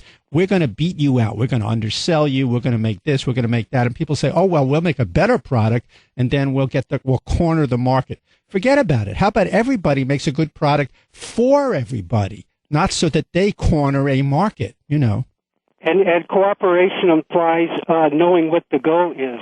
I think Noam Chomsky called it anarcho-syndicalism in some sense, which is, I could see it as something maybe could be construed as left-wing, along with all the other. All these labels and all these. I don't really. I mean, you could explain anything in plain English. When I'm talking cooperation, everybody, kindergarten kids understand that. Like this guy says, well, it's going to cost me more if I want to keep my profit. What I'm talking about is we don't need to have a profit if we all understood we're in the same boat together and we're making this food and building these schools and building these roads and making everything and supplying everything for each other as human beings. We don't have to make a profit off it. Profit should be antique, finally. I got to stop. We're at the end of the hour. Okay, I was just going to say, B.F. Skinner, Walden 2. Okay. Thank you. See you later, boss. Okay, you too. That's it for this hour. We're coming back after the 7 o'clock news. Anything on your mind about what's going on in the Middle East, how the United States government keeps giving $1.3 billion a year of weapons credits, free weapons, basically, to the country of Egypt to murder its own citizens. You've got, and that's a complex issue over there. Believe me, that's a really complex issue. It's like a four-dimensional chess game, what's going on over there. If you want to talk about what's happening in this country in terms of the relentless attack on women going on all over the place, North Carolina just decided they want to have voting laws, which come from around the year 1850. It never stops. The people who are in charge, who are in power, who want everything to remain the same, who don't want people to have what they deserve, continue to exert their power, and we have to push back. Okay, we're back. Mike Fader here, Sirius XM Progress 127, and we have lots of issues to talk about and lots of things going on out there in the world. If you have anything that you want to contribute, anything that's a pet peeve you've got, issue that you want to discuss, anything that's in the papers, you see what's going on in North Carolina. These states, generally, they tend to be southern states or southwestern states, but especially southern states. They are passing all these. This is after the Supreme Court just recently issued, their decision that had to do with certain voting rights acts. Immediately Texas and North Carolina is the worst, have been passing voter ID, laws and voting rights, suppression acts, and the Justice Department will have to step in and do something about it. But so will all of we.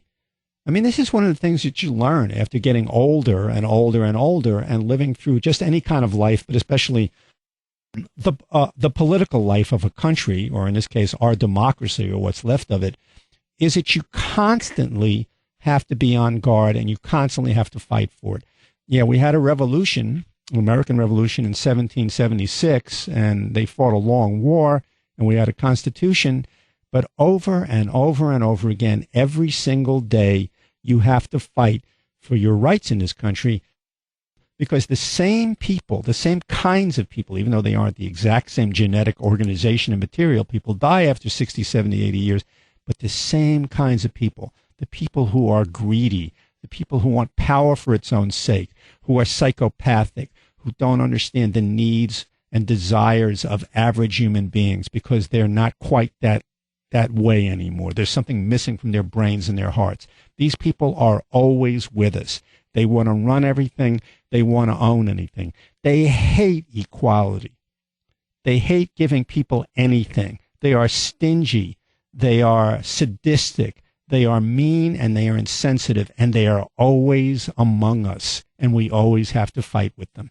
We can't just say, oh, we're doing, and this has happened many times, and this is why a lot of liberals have run into trouble too, because you say, yeah, we fought really hard in the 30s or in the 60s, or we fought really hard in the 90s, or in this state or in that state or in this city, or we demonstrated here, or we did that, or we beat them back here. Guess what? They're still there. Unless you want to actually do what they do, which is take over an entire country and kill everybody, like in Nazi Germany or in Soviet Russia or in China.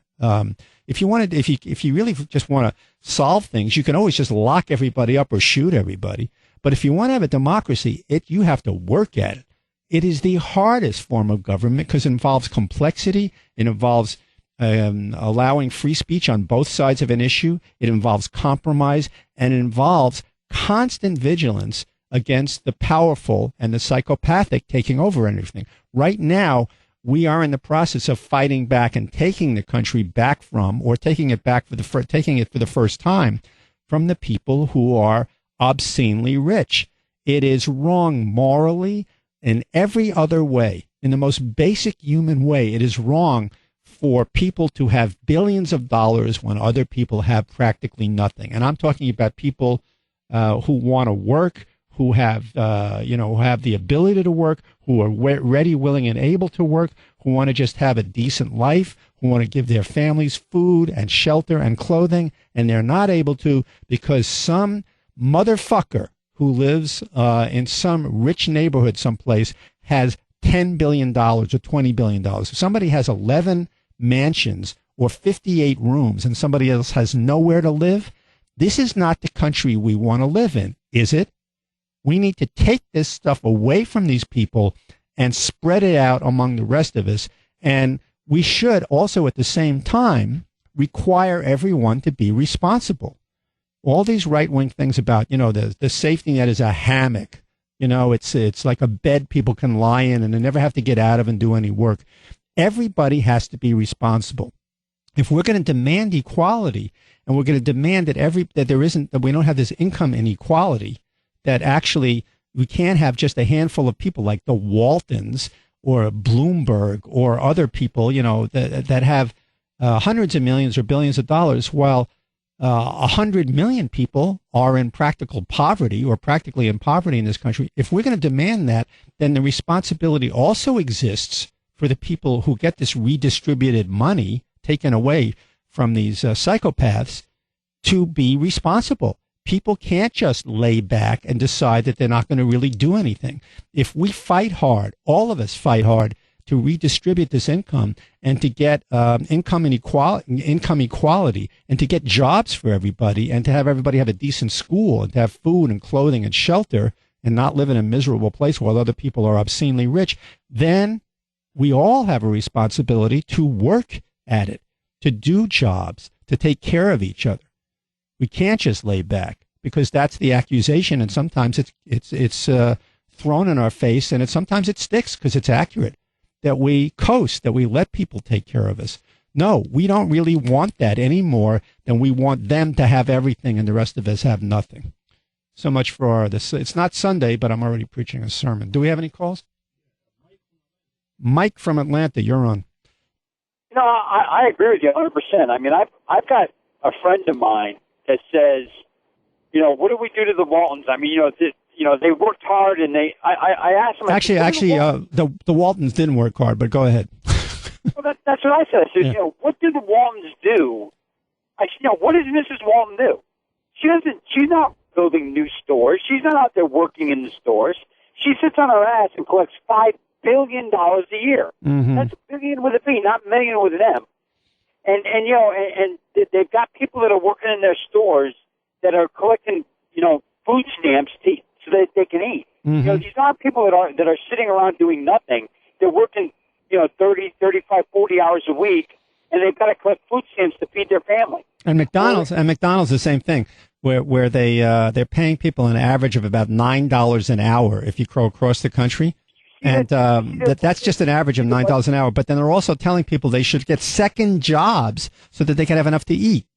Yeah, did you see the budget that McDonald's put out? I did. Did you notice that they forgot to add food in the budget? No food, no clothing, no food, no clothing, and no heat. But it's okay.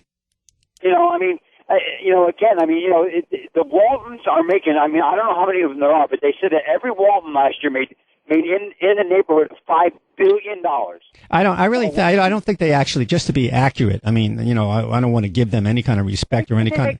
Why can't they make $1 billion? But they didn't make $5 billion. What they have is they have a total worth. I hate that word because I think they're worth shit.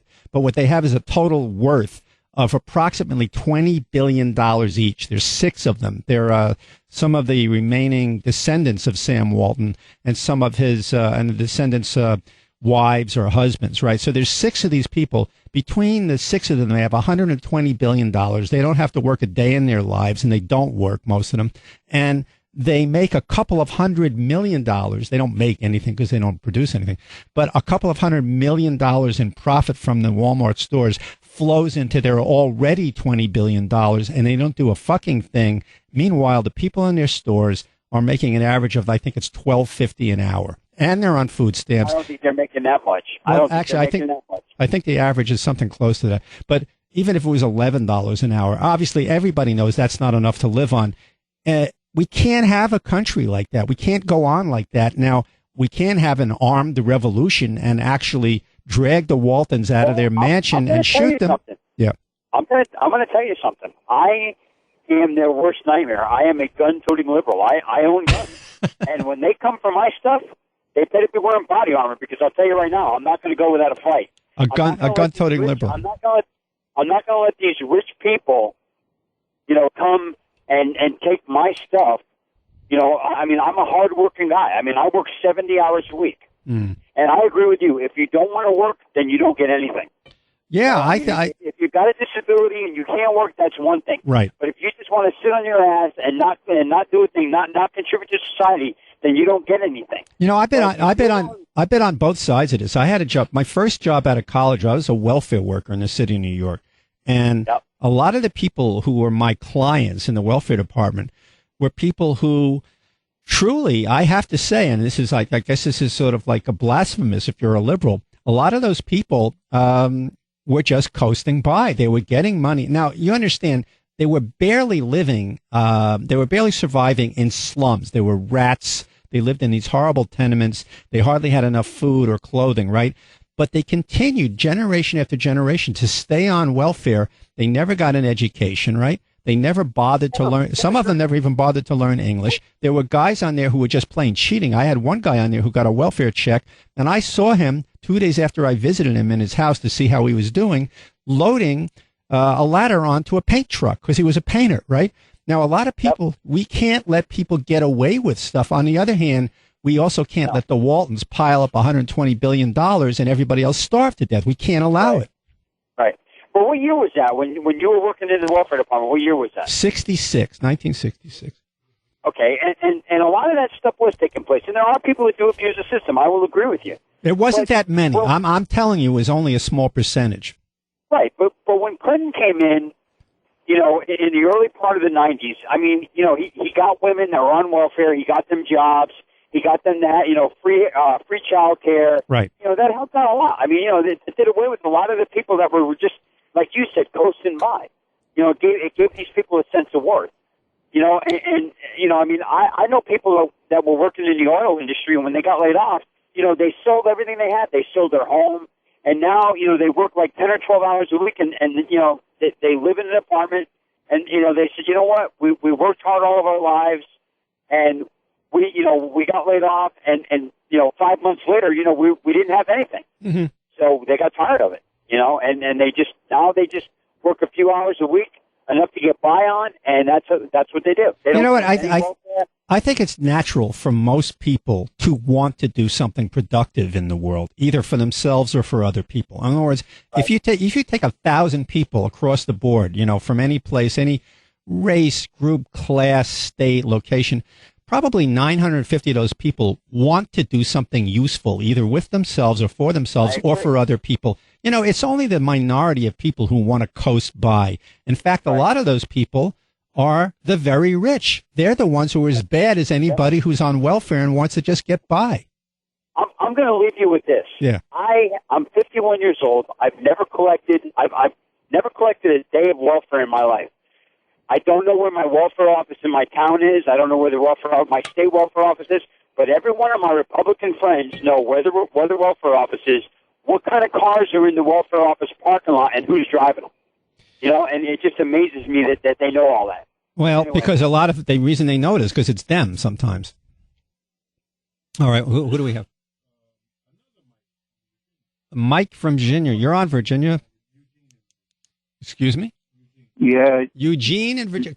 We'll start from the beginning. Yeah, Eugene from Virginia. Eugene from Virginia? Okay, we got it right. And now go ahead.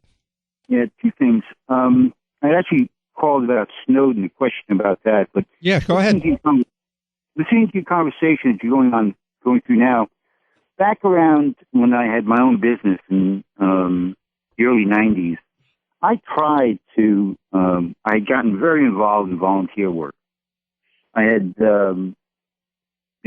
started out working in a soup kitchen and then taking meals to people on Sundays because the soup kitchen was closed. And then I had an opportunity with my business to hire people that had said they wanted, if they only had a chance. Mm-hmm. What I found is it was extremely difficult to find somebody that actually wanted to learn or use the opportunity to get ahead. Mm-hmm. There are a lot of people that, and I think it's only because, maybe fear of success or whatever, but it is not as simple as taking money from one set and giving it to another. Mm-hmm. If people are not in some way earning what that's what I was trying to say before. Maybe I was being inarticulate. I'm 100% with you. In other words, you can't just take money from one group of people and give it to another group of people and say, okay, everything's fixed now. People have to learn not only a trade, they have to learn the habit of working, and they have to learn the habit of working and getting rewards from their own work. People don't even have that habit sometimes. Okay. Yeah, I'm with you on that. Okay. Now, Snowden. Yeah.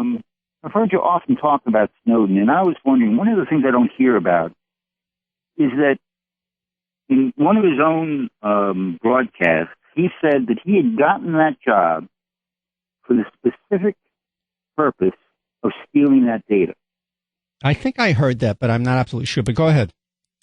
Well, there is in his own broadcast, he said he even had to take pay cuts to get that position. Oh, that's right. It was an interview with him, one of those extended interviews, and he told, I think, the reporter from The Guardian, and it was a live interview, and he said that. You're right. He did say that. And then I found it extremely interesting that he released that information just a couple of days before that China summit, and he ended up going out to China. So, well, he didn't really go to China proper. He did go to Hong Kong. Hong Kong. Yeah. That's fine. But, it's very peculiar. I don't know whether I would call him a hero, or really just, maybe helping another country here, How is he helping? What country is he helping? Well, with that summit coming up with China, and the idea that China has been doing a lot with stealing our data, stealing our information, and so on and so forth. Right. That information that he released was a real tool for China to say, well, look at what you're doing, and putting the U.S. on the defensive rather than the offensive in those discussions. I don't think that, first of all, it's true that the Chinese are outrageous. Basically, it's the Chinese military. They even know what building in Beijing, if they wanted to launch a cruise missile while they're at it, right? But they're not going to do that. But they know, everybody knows that the Chinese government especially the Chinese military, is hacking every governmental computer all over the world and even corporate computers. I mean, they are outrageous with their behavior. And so the world has to mobilize against them. But I think Snowden's objective was to have the United States government act in a responsible constitutional manner. I don't think he ever intended to help China. If he did, it was unintended. And you know what? If it helps any other country to reveal that the United States is spying on its own citizens, well, that's just the way it goes, because his main goal was to reveal what our government was doing to our own citizens. The fact that other countries, which are constantly hacking into people's computers and have no privacy rights and have no constitution like China, or virtually none at all like China or Russia, the fact that it helps them is only incidental. That's not why he did it. Well, in my opinion, wasn't. Yeah, I understand. I mean, his effort was to, I would think, more not help the Chinese and people, but help the Chinese government. No, he didn't. You know, if he helped the Chinese, you know, if it helps the Russians or the Chinese to exploit him or what he did, well, then what we should do is ask ourselves here, how is it that our government puts our own country, in a position that we can be exploited that way? You see what I'm saying? If our government didn't act unconstitutionally and didn't act in such a wrong way to its own citizens and overseas, then we wouldn't be in a position to be harmed by anything he could do to us. Okay, well, the other thing I would comment on so far, because of the way they wrote the laws with that Patriot Act, and which should get changed. Is that a squirrel or a dog? That's my dog. What kind of dog is that? It's a Chihuahua. Oh, okay. Go ahead. Yeah, sure. Yeah, it's all right. But I'm sorry I can't shut him up. No, it's all right. You can just pick him up and throw him out the door. I didn't mean that, of course. That just helps the Chinese. Go ahead. You were saying. All right. Anyway, I don't think he showed anything that was actually unconstitutional in what he actually revealed. The fact that it was collecting that metadata, which doesn't take any personal conversations or content or anything like that. Mm-hmm. And the matrix that they build out of that, now that of course may show where somebody is. Do you really believe a word that the NSA says when they explain what they're doing? Do you actually believe them? Well, I believe that they're probably doing other things, but I don't. You know, it's amazing how people can state things and tell the truth. Throw that dog a bone. either throw a sack over him or give him something to eat. Okay. Doesn't he know he's on the radio? I mean, really, that dog has no respect for national radio. Yeah. What's the dog's name? Mikey. Mike? Mike, yeah. Mike. Huh. I named it after you.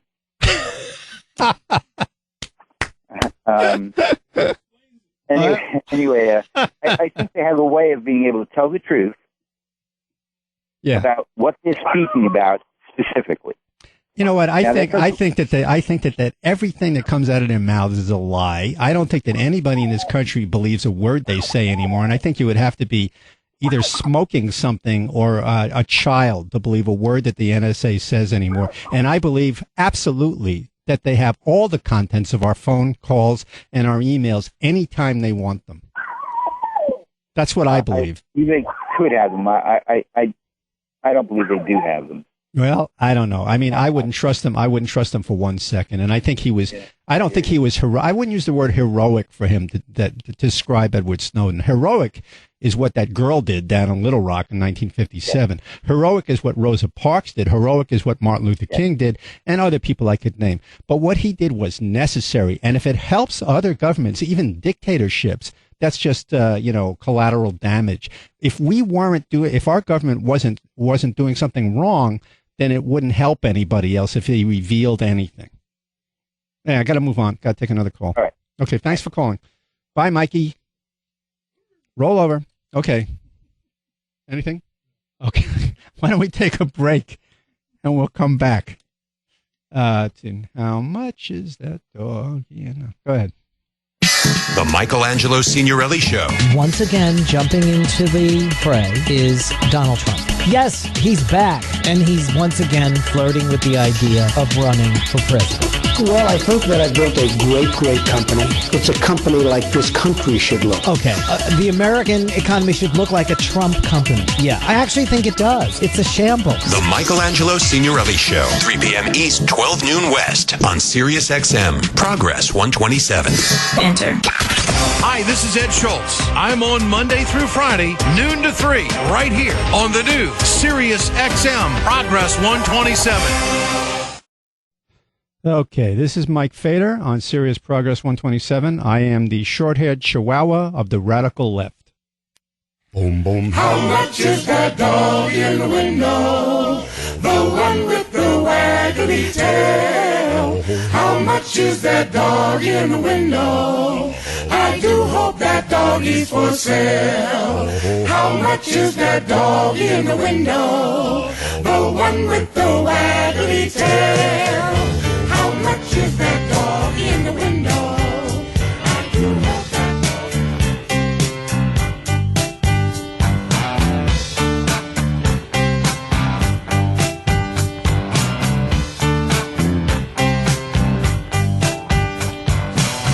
I saw a werewolf with a Chinese menu in his hand. Walking through the streets of Soho in the rain. He was looking for the place called Lee Ho Fooks. Gonna get a big dish of beef chow mein. Ahoo, werewolves of London.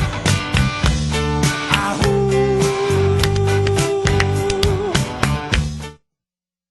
I'm back. And I'm live. And we don't just talk here. We howl. All right. This is Sirius XM Progress 127. Sirius radio show with a U. All right, here's an interesting article. We don't have any phone calls, right? Oh, okay. Here's an interesting article, unless you want to call up and participate here. This is a participatory. How many times can I say that? 3 times. Participatory. I had a friend, Steve Post. You know Steve Post from BAI?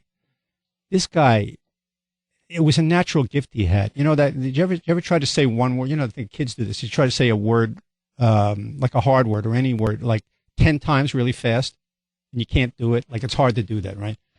But this guy could do that. He was a professional announcer, but he could say the worst, most difficult word, like 20 times in a row and never get it wrong.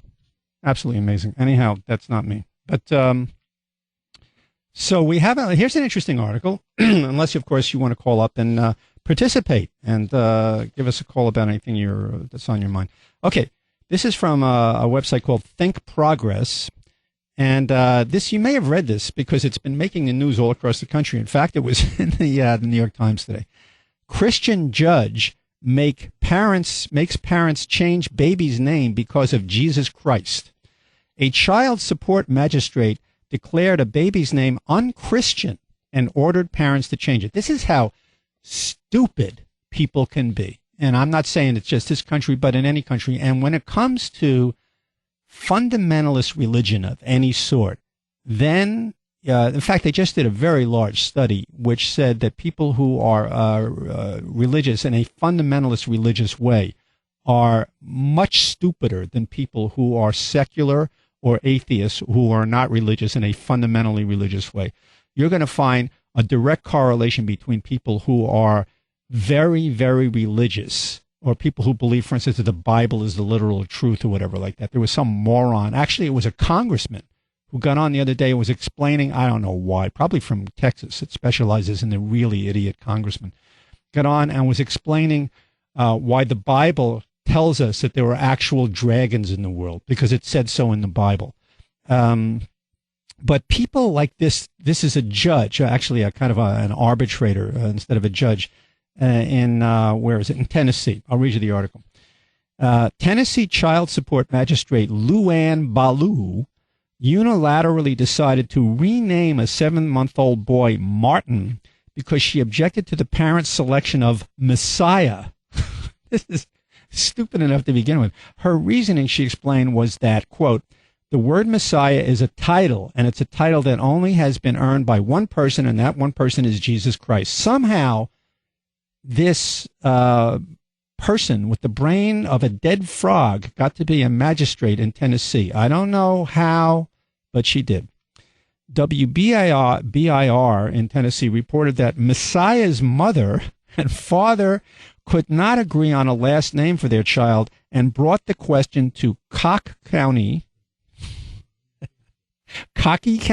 C-O-C-K-E, Cocky County Chancery Court on Thursday. But rather than just deciding on a last name, the judge also gave the child a new first name, renaming the infant Martin Deshawn McCullough. Now, first of all, you've got two parents who are arguing. They're married, right? And their last name is McCullough, right? So they're arguing with each other. Maybe they're going to separate. Maybe they're going to split up. They got in such bad shape or bent out over each other's personalities that they decided to go to court to have a judge, like she's Solomon, right, decide what the baby's last name should be. Either, I suppose McCullough, the mother's name, or the father's name, might have been Jones for all I know. But the judge took advantage of that, but they had named their child Messiah. So the child's name was Messiah McCullough. I mean, really, you know what I mean? What if your name was, would you name your kid Allah or Yahweh? Or it's just astounding me. So these people bring their kid to court to have the judge decide on, the right last name, the mother's name and the father's name. The judge takes the opportunity to change the kid's name from Messiah to Martin. The judge, Baloo, claimed that the move was in the best interest of the child living in a heavily Christian county. It could put him at odds with a lot of people, and at this point he has no choice in what his name is. Asked about her thoughts about the many children named Jesus or Jesus, Baloo responded, I thought about that, but that's not relevant in this case. Okay. Jaleesa Martin, Messiah's mother, is appealing the ruling. I never intended on naming my son Messiah because it means God, she told the TV station. I don't think a judge could make me change my baby's name because of her religious beliefs. Martin is right. Although the scope of the constitutional ban on laws respecting an establishment of religion is likely to shrink soon due to conservative Supreme Court justices reluctant to enforce the separation of church and state, even conservative Justice Anthony Kennedy agrees that the coercive power of the state cannot be used to compel religious action. A government official ordering a family to take an action because it conflicts with the official's religious beliefs certainly qualifies as a violation. According to the Associated Press, now listen to this, Messiah was the fourth fastest rising baby name last year, right? So in this country, people name their kids, Mike or Susie or Jane or Bob or whatever it is. And every year, you know this, right? If you had kids especially, right, you pay attention to these things, baby names. There's always a most popular name. For the longest time, off and on, Mike or Michael has been the most popular name. And then, it was Tiffany one year, and then, what it is, whatever name. But Messiah, as a first name, is rising in popularity to be the fourth fastest rising baby name. The Social Security Administration's database also shows that Jesus was the 101st most common name for a boy in 2012. Anyhow, this judge decided that it was blasphemous for these people to have their kid's name Messiah. Why would they name their kid Messiah in the first place? Would you name your kid God, Parkinson? Would you name your kid, Allah, Kornblum? Who names their kid Messiah? What kind of morons are these people? Well, moronic enough to take their problem about, what last name their kid should have to a local court, which is staffed by this idiot judge. Anyhow, do we have a caller? Scott in Nebraska, you're on. Hi there. Hey.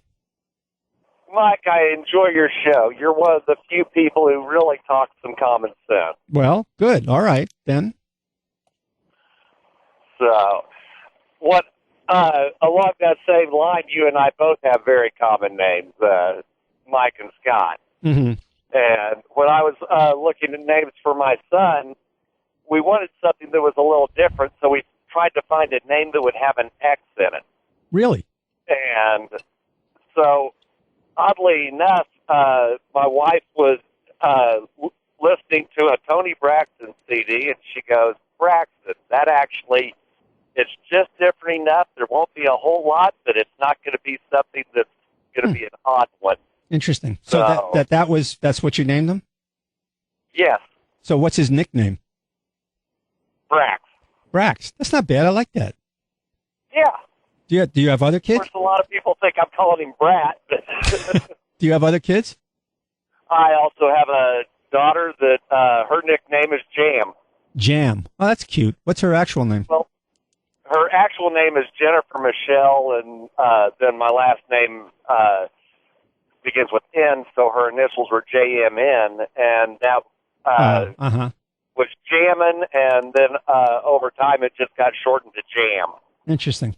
So any political comments while you're on the phone? Well, my personal comment is that I think our government is broken in a way. I'd like to see a new paradigm come out of Washington. I don't foresee it happening. I don't see the politicians ever changing things so that they will do it unless the American public stands up. And I think the only way we can do that is basically do a lot of getting rid of the incumbent. Yeah, but the question is, how do you do that? Besides which, we've been through this a lot with the two-party system. In other words, if they're going to give you a choice between, one Democrat and one Republican, and it winds up being the same people employed by the same corporations taking the same money and passing the same laws, what choice do you have? Exactly. That's the problem. Then that's why I say our government is broken. I don't see it getting fixed. And right now I'm sitting here going, I don't know what to do because I don't see any kind of way to change things around. I think it's possible that's what I was talking about earlier. And like I said, I see this more all the time. You start at a local level. In other words, wherever you live, there's going to be maybe a city or a town council, right? And you change who's on the city or the town council, or you change who's in the state legislature or in the county executive's office. That's how things are going to change finally, Oh, you're right. In order for change to happen, and that's why I laughed when Obama ran the first time when he was saying a change we can believe in. I went, a change is never going to happen from the top down. It's got to start at the bottom and be changed. No, it's just not going to happen. We have to build it up from the bottom because at this point, really, it's almost like, you talk about one rotten apple. You've got Congress is basically an entire barrel of rotten apples, and if there's one good one in there, they're going to get tainted themselves just by being in Congress. So that's right. So good luck. What I'd like to see is somebody, even though she's a multimillionaire herself, and I don't know how she got her money, which takes some looking into. Elizabeth Warren is probably the only person I can imagine as a sort of a mainline Democrat that I would vote for, as a national Democratic figure that I would vote for. I don't know if she got her money from the Warren Foundation. They have plenty. I don't know really, but I understand she has a lot of money. Maybe she earned it in banking like everybody else did, in which case, I'm not so crazy about it. But at least at this moment, however she got her money, she's definitely in the right place on almost every issue. For instance, the last thing she proposed was that students who borrow money should pay the same interest rate as banks that borrow money from the Federal Reserve, which is something like 0.28%. Yes. And somebody like that, just for that alone, I'd vote for her for president. Anyhow, I should, do we have that? I should move on and take another call because I want to give somebody else a chance. Yes, let somebody else go. I just enjoy your show and yeah, thanks. Keep doing what you do. Braxton Jam, I like that. That's pretty good. All right.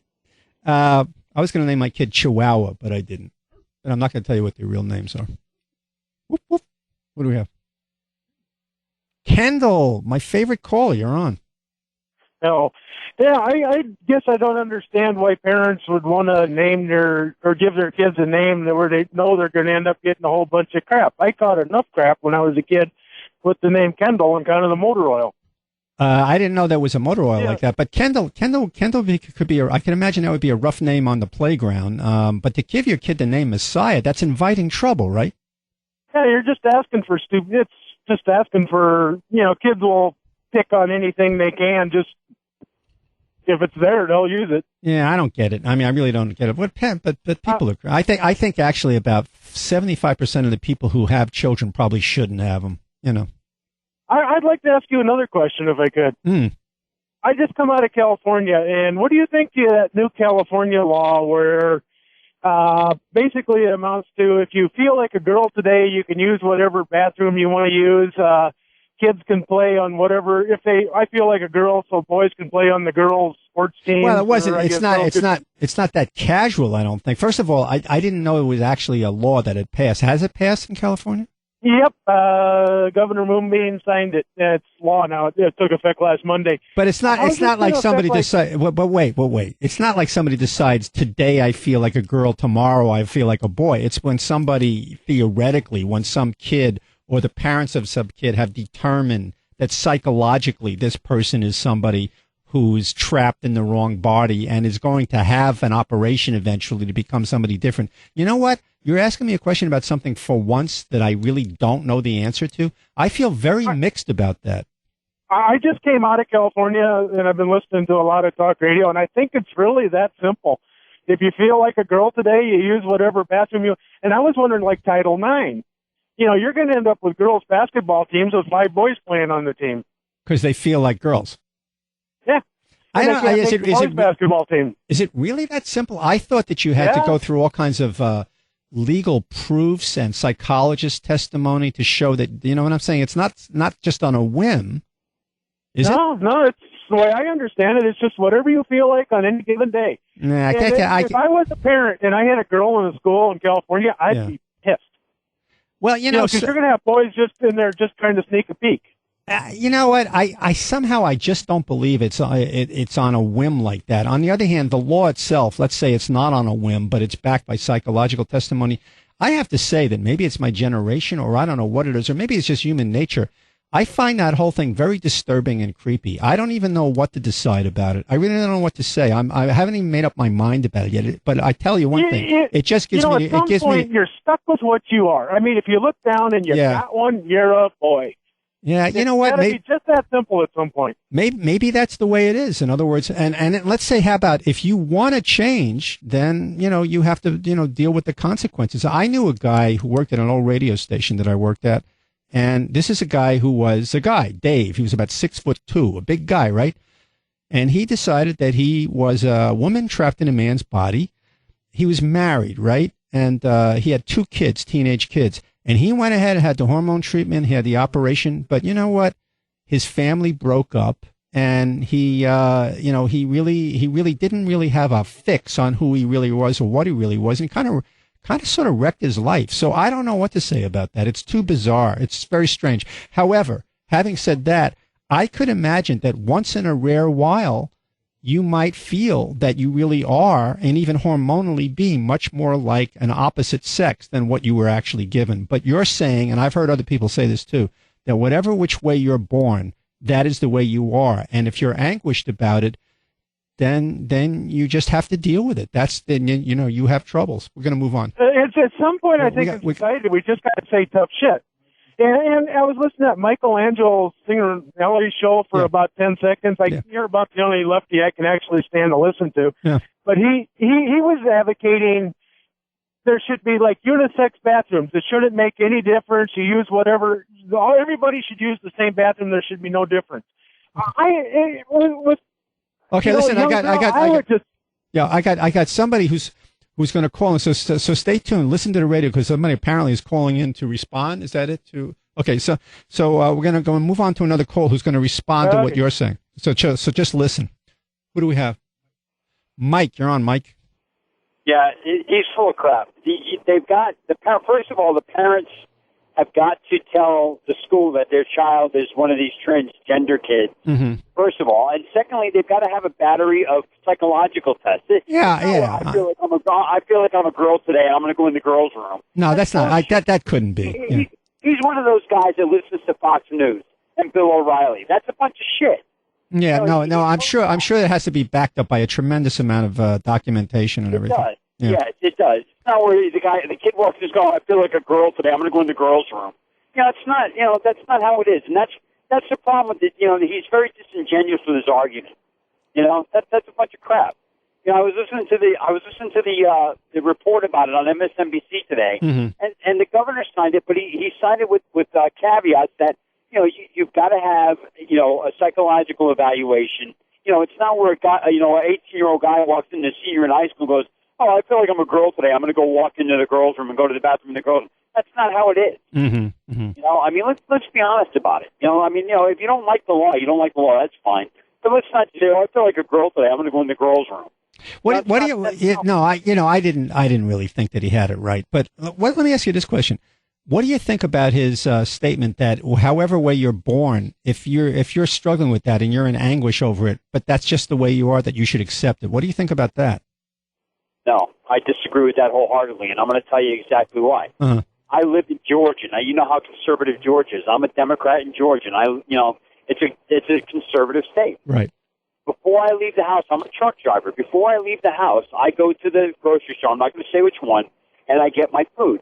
There's a guy that works in a deli, and my wife was with me one day, and she said he wears better makeup than I do, and you can tell he's very feminine. He talks like a girl.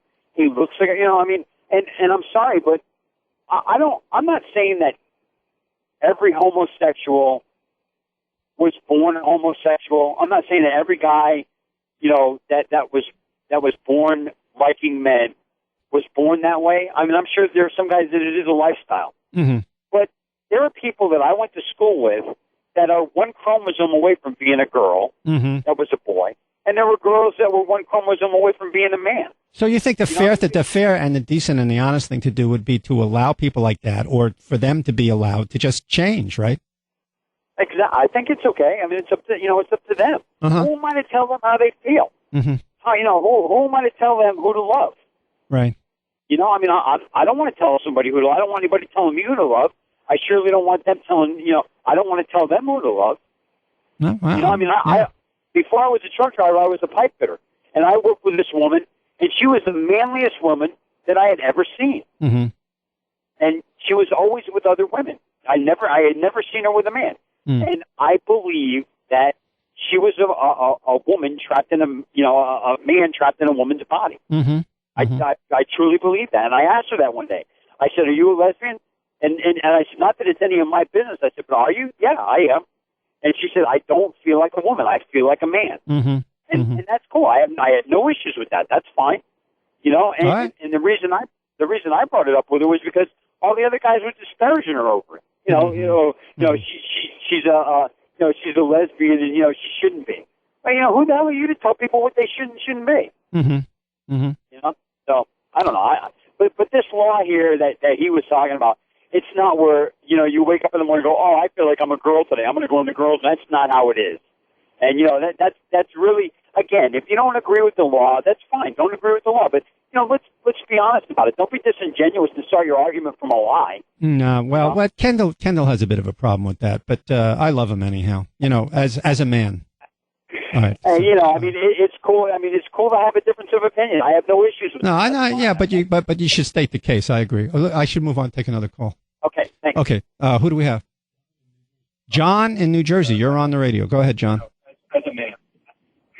You got to turn your radio off. I have no issues. All right. Let's move on. What do we have? Guillermo in Mexico. You're on the radio. Go ahead. I just wanted to comment about people naming their kids weird names like Messiah. Messiah, yeah.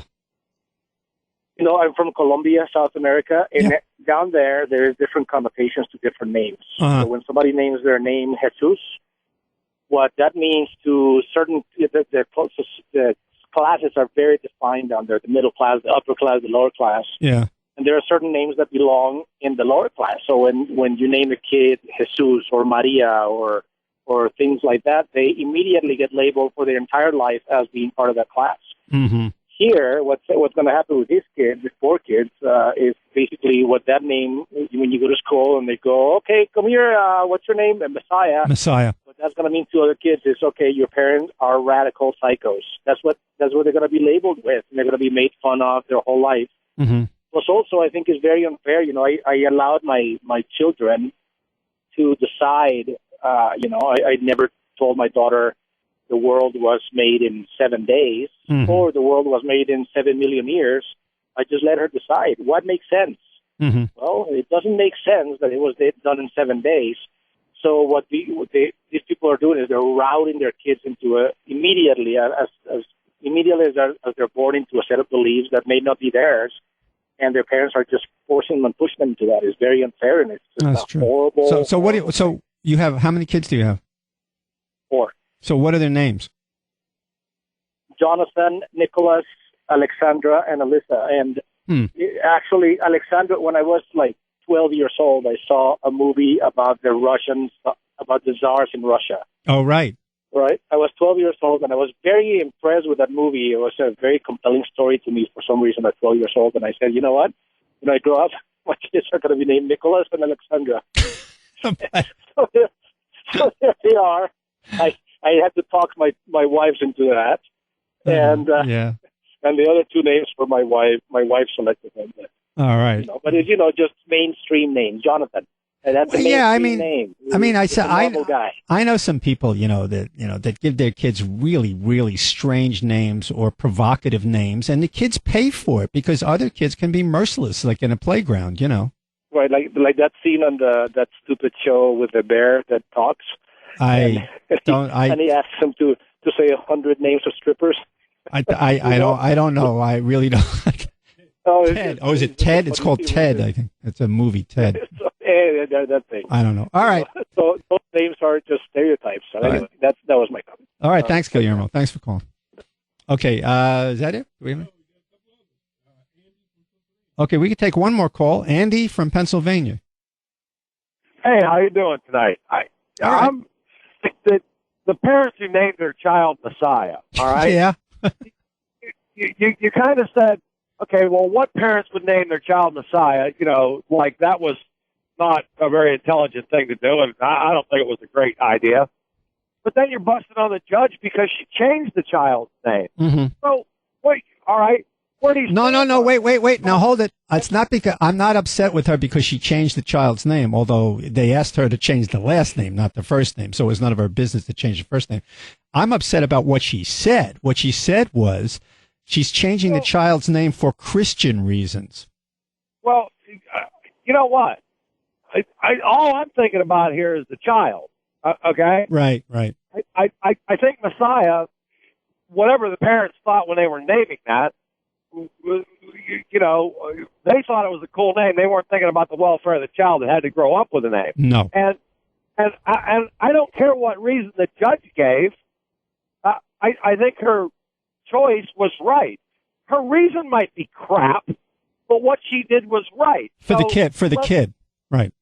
Well, what else do we care about here? Right. Kid, that's it, right?